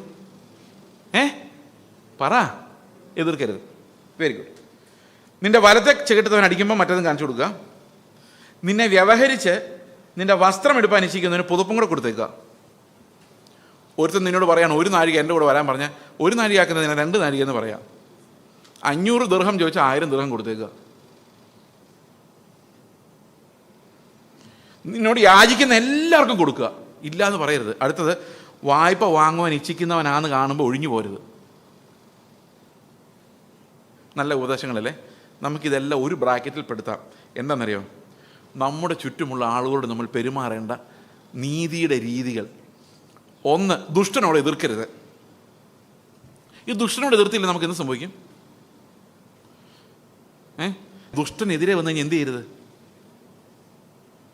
അപ്പൊ ചത്തുപോയാ എൻ്റെ പാസ്റ്ററെ ചത്തുപോയാൽ എന്ത് ചെയ്യും? പ്രവാചകൻ പറഞ്ഞിട്ടുണ്ട്, അടുത്ത വർഷമാണ് നിനക്ക് അഭിവൃദ്ധി വരാൻ പോകുന്നത്, പുഷ്ടിയുടെ വർഷം. അതിനുമുമ്പ് ഞാൻ ചത്തുപോയാ, ദുഷ്ടൻ വരുമ്പോൾ കർത്താവ് പറയും നീ എൻ്റെ കൂടെ പറുദീസയിലിരിക്കും. അപ്പം പിന്നെ ചത്താ കുഴപ്പമുണ്ടോ? ഉണ്ടോ? കർത്താവിൻ്റെ കൂടെ ഈ നിമിഷം പറുദീസയിലിരിക്കുന്ന ഉറപ്പുണ്ടെങ്കിൽ മരിച്ചാൽ കുഴപ്പമുണ്ടോ? അല്ല, ഞാൻ സത്യമായിട്ട് നിങ്ങൾ ചോദിക്കുക, നിങ്ങൾക്ക് എന്താ തോന്നുന്നേ? കണ്ടോ, എല്ലാവരും നിശബ്ദരായത് കണ്ടോ? ഇപ്പം മരിച്ച നമ്മൾ കർത്താവിൻ്റെ കൂടെ സ്വർഗത്തിലിരിക്കുന്ന ഉറപ്പുണ്ടെങ്കിൽ, കിട്ടിയിട്ടുണ്ട്, നിങ്ങൾക്ക് കിട്ടിയോ? പിടുത്തം കിട്ടിയോ? 2 പിടുത്തം കിട്ടിയിട്ടുണ്ടെങ്കിൽ ഇപ്പം മരിച്ചാൽ കുഴപ്പമുണ്ടോ? പറ, ധൈര്യമുണ്ടോ? പ്രാണഭയം എന്നാലും നമുക്ക് ഉണ്ടായിരിക്കും കേട്ടോ. ഞാൻ പ്രാണഭയം ഇല്ലാത്തൊരവസ്ഥയെക്കുറിച്ച് പറയുന്നില്ല. പൗലോസ് പല സമയത്തും പ്രാണഭയത്തിലായി. തോക്കെടുത്തുകൊണ്ടിരുത്തിന് ഇപ്പം എൻ്റെ കഴുത്തിന് നേരെ നെറ്റിക്ക് നേരെ ചൂണ്ടി എനിക്ക് പേടിയാവും. കാരണം ഇത് പ്രാണഭയമാണ്, മരണഭയമല്ല. മരണഭയം എന്ന് പറഞ്ഞാൽ മരിച്ചാൽ എന്താകും? നരകത്തിൽ പോവുമോ? ദൈവം ഉണ്ടോ? ഇതാണ് മരണഭയം. എന്നെ ദൈവം പാപത്തിൽ നിന്ന്, ശിക്ഷയിൽ നിന്ന് രക്ഷിച്ചിരിക്കുന്നു എന്ന് പറഞ്ഞു കഴിഞ്ഞാൽ പിന്നെ എനിക്ക് മരണഭയമില്ല. മനസ്സിലായോ? ആ മരണം എൻ്റെ മുമ്പിൽ കണ്ടാൽ എനിക്ക് പേടിയില്ല. കാരണം എന്താ? എൻ്റെ ഡെസ്റ്റിനി എന്താണെന്ന് ഞാൻ അറിയുന്നു. അവൻ്റെ ഞാൻ വിശ്വസിച്ചിരിക്കുന്നു. അവൻ്റെ പ്രത്യാശ, അതാണ് ഞാൻ ആ പ്രത്യാശയുടെ കാര്യം അവിടെ അത്രയും വിശദീകരിക്കാനുള്ള കാരണം, എന്നോട് വ്യവഹരിച്ച് വരുന്നവനെ ഞാനത് വിട്ടുകൊടുക്കണമെങ്കിൽ കണ്ണിന് പകരം എടുക്കുന്നതിന് പകരം ഞാൻ ദുഷ്ടനോട് എതിർത്ത് നിൽക്കാതെ ശത്രുവിനെ സ്നേഹിക്കണമെങ്കിൽ എനിക്ക് പുനരുത്ഥാനത്തിൽ വിശ്വാസം ഉണ്ടാകണം. അല്ലെങ്കിൽ എനിക്ക് ചെയ്യാൻ പറ്റത്തില്ല. അപ്പം ശരിക്കും പറഞ്ഞു കഴിഞ്ഞാൽ ഇത് പ്രവൃത്തി എന്തോരും ആയെന്നുള്ളതല്ല ഇവിടുത്തെ വിഷയം. ഈ നീതിയെല്ലാം നിങ്ങളിൽ ഉളവാക്കത്തക്ക രീതിയിൽ ദൈവത്തിൻ്റെ വാഗ്ദത്തങ്ങളെ നിങ്ങൾ വിശ്വസിക്കുന്നുണ്ടോ എന്നുള്ളതാണ്. ഉണ്ടോ? ഉണ്ടെങ്കിൽ നിങ്ങളെ ഇങ്ങനെ ആക്കി മാറ്റാൻ ദൈവത്തിന് പറ്റും. ഞാൻ ഉന്നം പിടിച്ചെറിയുന്ന കഥ നിങ്ങളോട് പറഞ്ഞ് ഓർക്കുന്നുണ്ടോ? ഉണ്ടോ? ഇത് വല്ല ഓർക്കുന്നുണ്ടോ? അതാ പറഞ്ഞു യൂട്യൂബ് ഒന്നുകൂടെ കാണാൻ. അതായത് വിശ്വാസത്താൽ നമ്മളെ കർത്താവ് നീതീകരിക്കുന്നത് കൊണ്ട്, വിശ്വാസത്താൽ കർത്താവ് നമ്മളെ നീതീകരിക്കുന്നത് കൊണ്ട് നമ്മുടെ പ്രവൃത്തിയല്ല, നമ്മുടെ ഉന്നമാണ് ദൈവം നോക്കുന്നത് എന്ന് പറഞ്ഞു കഴിഞ്ഞാൽ ക്രിസ്തുവിനെ പോലെ ആകാനുള്ള എൻ്റെ ഉള്ളിലെ ഞരക്കമാണ് എൻ്റെ ഫെയ്ത്ത് എന്ന് പറയുന്നത്. അപ്പം ഞാനിവിടെ പ്രസംഗിക്കുമ്പോൾ യേശു ക്രിസ്തുവിനെ പോലെ ഒന്നും അല്ലെങ്കിലും എൻ്റെ ഉള്ളം ഞരങ്ങുന്നുണ്ട്, കർത്താവെ നീ ആയിരുന്നെങ്കിൽ ഇവിടെ എന്ത് സംസാരിക്കുമായിരുന്നു, അതെൻ്റെ വായിന്ന് വരണം. ഇതിവിടെ നിൽക്കുന്ന ഒരു 1.5 മണിക്കൂർ അത് എൻ്റെ ഉള്ളിൽ കരഞ്ഞുകൊണ്ടാണ് ഞാൻ നിൽക്കുന്നത്. കർത്താവെ നീ എന്തു പറയുമായിരുന്നു, ഇന്ന് രാത്രി നീ കർത്താവ് വരുന്ന ഫൈനൽ മോമെൻ്റ് ഇന്നാണെങ്കിൽ നീ ജനത്തോട് എന്ത് സംസാരിക്കുമായിരുന്നു. അത് ഞാനല്ല, ക്രിസ്തു ജീവിക്കുന്നുള്ള ഫെയ്ത്തിനെ കുറിച്ച് ഞാൻ പറയുന്നത്. ഈ ഫെയ്ത്ത് ഉണ്ടെങ്കിലാണ് നമുക്ക് എന്ത് ചെയ്യാൻ പറ്റുള്ളൂ, ഈ ക്രിസ്തുവിൻ്റെ നീതിയിലേക്ക്, നീതിയുടെ പൂർത്തീകരണത്തിലേക്ക് നമുക്ക് നോക്കാൻ സാധിക്കുകയുള്ളൂ. നമുക്ക് 5 മിനിറ്റ് കൂടെ ബാക്കിയുണ്ട്, നമുക്കത് അവസാനിപ്പിക്കാം. അപ്പോൾ വായ്പ വാങ്ങാൻ വരുന്നവൻ്റെ കാര്യം എന്താ? വായ്പ വാങ്ങാൻ കഴിയുന്ന കൊടുക്കുന്നേ, നിങ്ങളല്ലേ പറഞ്ഞ ദൈവം തന്നാന്ന്. ദൈവം തന്നെന്ന് പറഞ്ഞ് സ്തോത്രം ചെയ്തിട്ട് ആരും ചോദിച്ചാൽ കൊടുക്കാത്ത എന്താ? അതിനർത്ഥം നിങ്ങൾ ഉണ്ടാക്കിയതെന്ന് തന്നെയല്ലേ. ദൈവം തന്നാണെ പിന്നെ ദൈവം തരികയല്ലേ. ഇത് മിണ്ടുന്നില്ല, ഇതാ മിണ്ടാതെ. നമ്മളൊരാൾ പൈസ വയ്ക്കുമ്പോൾ നമ്മൾ കൊടുക്കുന്നില്ല, എന്താ കാരണം? ദൈവം തന്നാന്ന് പറയുന്നുണ്ട്. അപ്പോൾ പിന്നെ കൊടുത്താൽ തന്നെ കുഴപ്പം, ദൈവം പിന്നെ തരില്ലേ? ഇല്ല, നമ്മുടെ ഉള്ളിൽ തന്നെ അറിയാം, ദൈവത്തിനൊരു നന്ദിയൊക്കെ കൊടുത്താലും സംഗതി ഞാൻ കഷ്ടപ്പെട്ടുണ്ടാക്കിയത് തന്നെയാണ്, ഇത് എല്ലാവർക്കും കൊടുക്കാൻ വേണ്ടിയല്ല അല്ലേ. എൻ്റെ ആഹാരം ഞാൻ ബാക്കി പറ തന്നെ തിന്നും, കേട്ടില്ലേ അത്? എനിക്കുള്ള ആഹാരം ഞാൻ ആർക്കും കൊടുക്കില്ല, അങ്ങനെ പാട്ടുണ്ട്. എൻ്റെ ആഹാരം ഞാൻ തന്നെ തിന്നും, ഒരുത്തിനും കൊടുക്കില്ല. കാരണം ഞാൻ സമ്പാദിച്ചത് വേറൊരുത്തിനും കൊടുത്താൽ അതെൻ്റെ ശാപമായിട്ട് ആൾക്കാർ കരുതുന്നത്. കാരണം ഞാൻ അധ്വാനിച്ചത് വേറൊരുത്തൻ കൊണ്ടുപോയി കഴിക്കട്ടെന്നേ. ഇല്ല, അത് ഞാൻ അനുവദിക്കില്ല.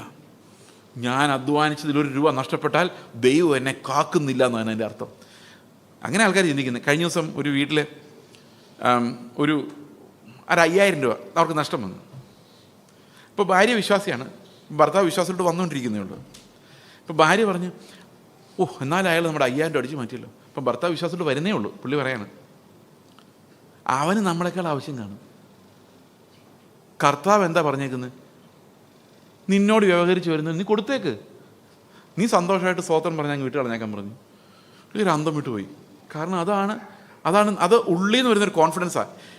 നാളെ നടത്താൻ ഈ ദൈവം ഉണ്ട്, ഞാൻ പേടിക്കേണ്ട കാര്യമില്ല.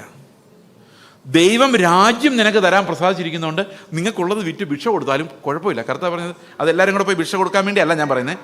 അങ്ങനെ ചിന്തിച്ചാലും അതിനകത്ത് കുഴപ്പമില്ലാത്ത രീതിയിലുള്ളൊരു ഫെയ്ത്ത് നമ്മുടെ ഉള്ളിൽ വരണമെന്നുള്ളതാണ് പറയുന്നത്. ഓക്കെ, ഇനി അടുത്തത് തീരാൻ പോവാണേ. ഇനി ഒരു പ്രധാന കാര്യം ഇവിടെ പറയുന്നത്, എന്തുകൊണ്ടാണ് നിങ്ങൾ ശത്രുക്കളെ സ്നേഹിക്കണമെന്ന് പറയുന്നത്? എന്തുകൊണ്ടാണ് ഉപദ്രവിക്കുന്നവർക്ക് വേണ്ടി പ്രാർത്ഥിക്കുന്നത്? ഇതിനകത്ത് വളരെ പ്രധാനപ്പെട്ട ഒരു തിയോളജിക്കൽ കാര്യമുണ്ട്, അത് നാളെ കുറച്ചുകൂടെ എക്സ്പ്ലെയിൻ ചെയ്യുന്നതായിരിക്കും. എന്താണെന്ന് ചോദിച്ചു കഴിഞ്ഞാൽ, ഇവിടെ പറയുന്നത് ദൈവത്തിൻ്റെ ഒരു സ്വഭാവത്തെക്കുറിച്ചാണ്. സ്വർഗസ്ഥനായ നിങ്ങളുടെ പിതാവിന് നിങ്ങൾ പുത്രന്മാരായി തീരണം. അവൻ്റെ സ്വഭാവം എന്താണ്? അവൻ ദുഷ്ടന്മാരുടെ മേലും നല്ലവരുടെ മേലും തൻ്റെ സൂര്യനെ ഉദിപ്പിക്കുകയും നീതിമാന്മാരുടെ മേലും നീതികെട്ടവന്മാരുടെ മേലും മഴ പെയ്യുകയും ചെയ്യുന്നുവല്ലോ. അപ്പോൾ ദൈവം മഴ കൊടുക്കുമ്പം, വെയിൽ കൊടുക്കുമ്പം, ആ സൈഡിൽ കുറച്ച് ക്രിസ്ത്യാനികളുണ്ട്, അവിടെ കുറച്ച് മഴ കൂടുതൽ പെയ്യിപ്പിച്ചേക്കാം. അങ്ങനെ ദൈവം ചിന്തിക്കോ? ഈ ലോകത്തെ ക്യാപിറ്റലിസ്റ്റ് എക്കണോമി നിങ്ങൾ നോക്കിക്കേ. പൈസ ആരുടെ കയ്യിലാണ് ഇരിക്കുന്നത്? വിശ്വാസിയുടെ കയ്യിലാണോ? ആണോ? ഈ UAE പൈസ ഏറ്റവും കൂടുതൽ മലയാളി പെന്തക്കോസ്തുകാരുടെ കയ്യിലാണോ? ആണോ അല്ലയോ? അല്ല എന്നുള്ളത് ഉറപ്പല്ലേ? ഈ ലോകത്തിലെ ധനം ദൈവം ആർക്കാ കൊടുത്തേക്കുന്നത്? അപ്പം നമ്മൾ ഈ പ്രാർത്ഥിക്കുന്ന ഇത്രയും നമ്മുടെ പ്രാർത്ഥനകളുടെ കൂട്ടി നോക്കിയാൽ ലോകത്തിലെ ഏറ്റവും വലിയ സമ്പന്നത നമ്മളാകേണ്ടതല്ലായിരുന്നോ? എന്നിട്ട് ഒട്ടും പ്രാർത്ഥിക്കാത്ത, അന്യദൈവങ്ങളെ വിളിക്കുന്ന, വിഗ്രഹങ്ങളെ വണങ്ങുന്ന ആൾക്കാർ നമ്മളെക്കാളും കാശുണ്ടാക്കുന്നു. ഈ ദൈവം എവിടെയാ? നമ്മുടെ പിള്ളേർ പഠിച്ച് പ്രാർത്ഥിച്ച് ഉപവാസ പ്രാർത്ഥന എടുത്ത് പാസ്റ്റർ പിന്നെ തലയെ കൈവച്ച് പ്രാർത്ഥിച്ച് പരീക്ഷ എഴുതാൻ വിട്ടതാ. പക്ഷെ കർത്താവിനെ വിളിക്കാത്ത ധിക്കരിക്കുന്ന നിരീശ്വരവാദിയുടെ മകൻ 1ാം റാങ്കും ക്യാമ്പസ് പ്ലേസ്മെൻറ്റും. നമ്മൾ പ്രാർത്ഥിച്ച് ഉപവസിച്ച് പോയിട്ട് നമ്മൾ കഷ്ടിച്ച് പാസും. ക്യാമ്പസ് ഇൻ്റർവ്യൂ ഇല്ല, പിന്നെ ജോലിക്ക് വേണ്ടി പ്രാർത്ഥിക്കാനുള്ള ഉപവാസം തുടങ്ങുവാണ്. എന്താ സംഭവിക്കുന്നറിയോ? ഇതൊക്കെ സാമാന്യ അനുഗ്രഹങ്ങൾ എന്നാണ് ബൈബിളിൽ പറയുന്നത്. ഈ സാമാന്യ അനുഗ്രഹങ്ങൾ ദൈവം കൊടുക്കുന്ന വിശ്വാസം നോക്കിയിട്ടല്ല. ഇത് ധനവാനും കൊടുക്കും, അവിശ്വാസിക്കും കൊടുക്കും, ദുഷ്ടനും കൊടുക്കും. പൈസ കൊടുക്കുന്നില്ലേ? ഉണ്ടോ ഇല്ലയോ? സൂര്യനെ ഉദിപ്പിക്കുന്നു, മഴ പെയ്യിക്കുന്നു, ധാന്യങ്ങളെ വിളയിപ്പിക്കുന്നു. ക്രിസ്ത്യാനികൾക്ക് മാത്രമാണ് അല്ല. ഈ ലോകത്തുള്ള ആളുകൾക്ക് ദൈവം സാമാന്യ അനുഗ്രഹങ്ങളെ നൽകുന്നതിന് ദൈവത്തിന് മുഖപക്ഷമില്ല. അതാരാണെന്നുള്ള ദൈവം നോക്കുന്നില്ല. പക്ഷെ നമ്മൾ ആഹാരമില്ലാതെ കരഞ്ഞാൽ പിതാവ് ദൈവം തീർച്ചയായിട്ടും നമ്മുടെ ആവശ്യങ്ങളെല്ലാം നടത്തും. അത് വേറെ കാര്യമാണ്. കാരണം അത് 6-ാം അധ്യായത്തിൽ നമ്മൾ കാണുന്നുണ്ട്. നമ്മുടെ പിതാവ് സ്വർഗത്തിലുള്ളത് കൊണ്ട് നമ്മുടെ കാര്യങ്ങൾ ദൈവം കൃത്യമായിട്ട് നടത്തും. പക്ഷേ സമ്പത്തുകളുടെ കൂടിച്ചേരൽ അതൊരിക്കലും വിശ്വാസികൾക്ക് മാത്രമായിട്ട് കർത്താവ് വെച്ചിട്ടില്ല. അപ്പോൾ നമ്മൾ മനസ്സിലാക്കേണ്ട ഒരു കാര്യം, ഇന്ന് ഈ പ്രസംഗിക്കുന്ന പ്രസംഗങ്ങൾ എല്ലാം ക്രിസ്തുവിൻ്റെ ക്രൂശിലൂടെ ലഭിക്കുന്ന അതിവിശിഷ്ടമായ പ്രത്യേക കൃപകളെക്കുറിച്ചുള്ളതല്ല. പിന്നെയോ അവിശ്വാസിക്കും പാപിക്കും ദുഷ്ടനും എല്ലാം കിട്ടുന്ന സാമാന്യ അനുഗ്രഹങ്ങളെക്കുറിച്ചുള്ളതാണ്. അത് പിടിച്ചു വയ്ക്കാൻ വേണ്ടിയുള്ള പ്രാർത്ഥന കൂട്ടങ്ങളാണ് ഇന്ന് നമ്മുടെ ചുറ്റും നമ്മൾ കാണുന്നത്. പ്രിയ സഹോദരങ്ങളെ, നമ്മൾ ഒത്തിരി കാര്യങ്ങളാണ് ഗിരിപ്രഭാഷണത്തിലുള്ളത്. പക്ഷേ ഇതെല്ലാം കൂടെ നിങ്ങളുടെ ഹൃദയത്തിൽ എങ്ങനെ സംഗ്രഹിക്കും? ഇത്ര സ്പീഡിൽ പോകുന്നത് എനിക്ക് ഇഷ്ടമല്ല. പക്ഷേ ഞാനൊരു കാര്യം നിങ്ങളോട് പറയട്ടെ. ഒറ്റ കാര്യം ഇന്ന് പറഞ്ഞതിനകത്ത് നിങ്ങൾ ഓർത്താൽ ഈ നീതി മുഴുവൻ നിങ്ങളുടെ ജീവിതത്തിൽ നിറവേറും. കാരണം ആത്മാവിനനുസരിച്ച് നടക്കുന്നവരിൽ ദൈവത്തിൻ്റെ നീതി നിവൃത്തിയാകേണ്ടതിന് യേശുക്രിസ്തു എന്ന പകരക്കാരനെ അവൻ നമുക്ക് നൽകിയിരിക്കുന്നു. ഒറ്റ കാര്യം, ഞാനല്ല, ക്രിസ്തു അത്രേ ജീവിക്കുന്നത്. അവൻ എനിക്കൊരു വാഗ്ദത്വം വെച്ചിട്ടുണ്ട്. അവനെപ്പോലെ എന്നെ തേജസ്കരിച്ച് പിതാവിൻ്റെ സന്നിധിയിൽ എന്നെ എത്തിക്കും. ഇത്രയും നിങ്ങളുടെ ഉള്ളിൽ വന്നു കഴിഞ്ഞാൽ ഈ ഗിരിപ്രഭാഷണത്തിലെ നീതി ദൈവം നിങ്ങളുടെ ജീവിതത്തിലൂടെ നിവർത്തിച്ചിരിക്കും. കാരണം ദൈവത്തിൻ്റെ വാഗ്ദത്തമാണ്, തൻ്റെ ഏകജാതനായ പുത്രനിൽ വിശ്വസിക്കുന്ന ഒരുത്തനും നശിച്ചു പോകാതെ നിത്യജീവൻ പ്രാപിക്കേണ്ടതിന് ദൈവം അവനെ നൽകുവാൻ തക്കവണ്ണം ലോകത്തെ സ്നേഹിച്ചു. നമുക്ക് പ്രാർത്ഥിക്കാം.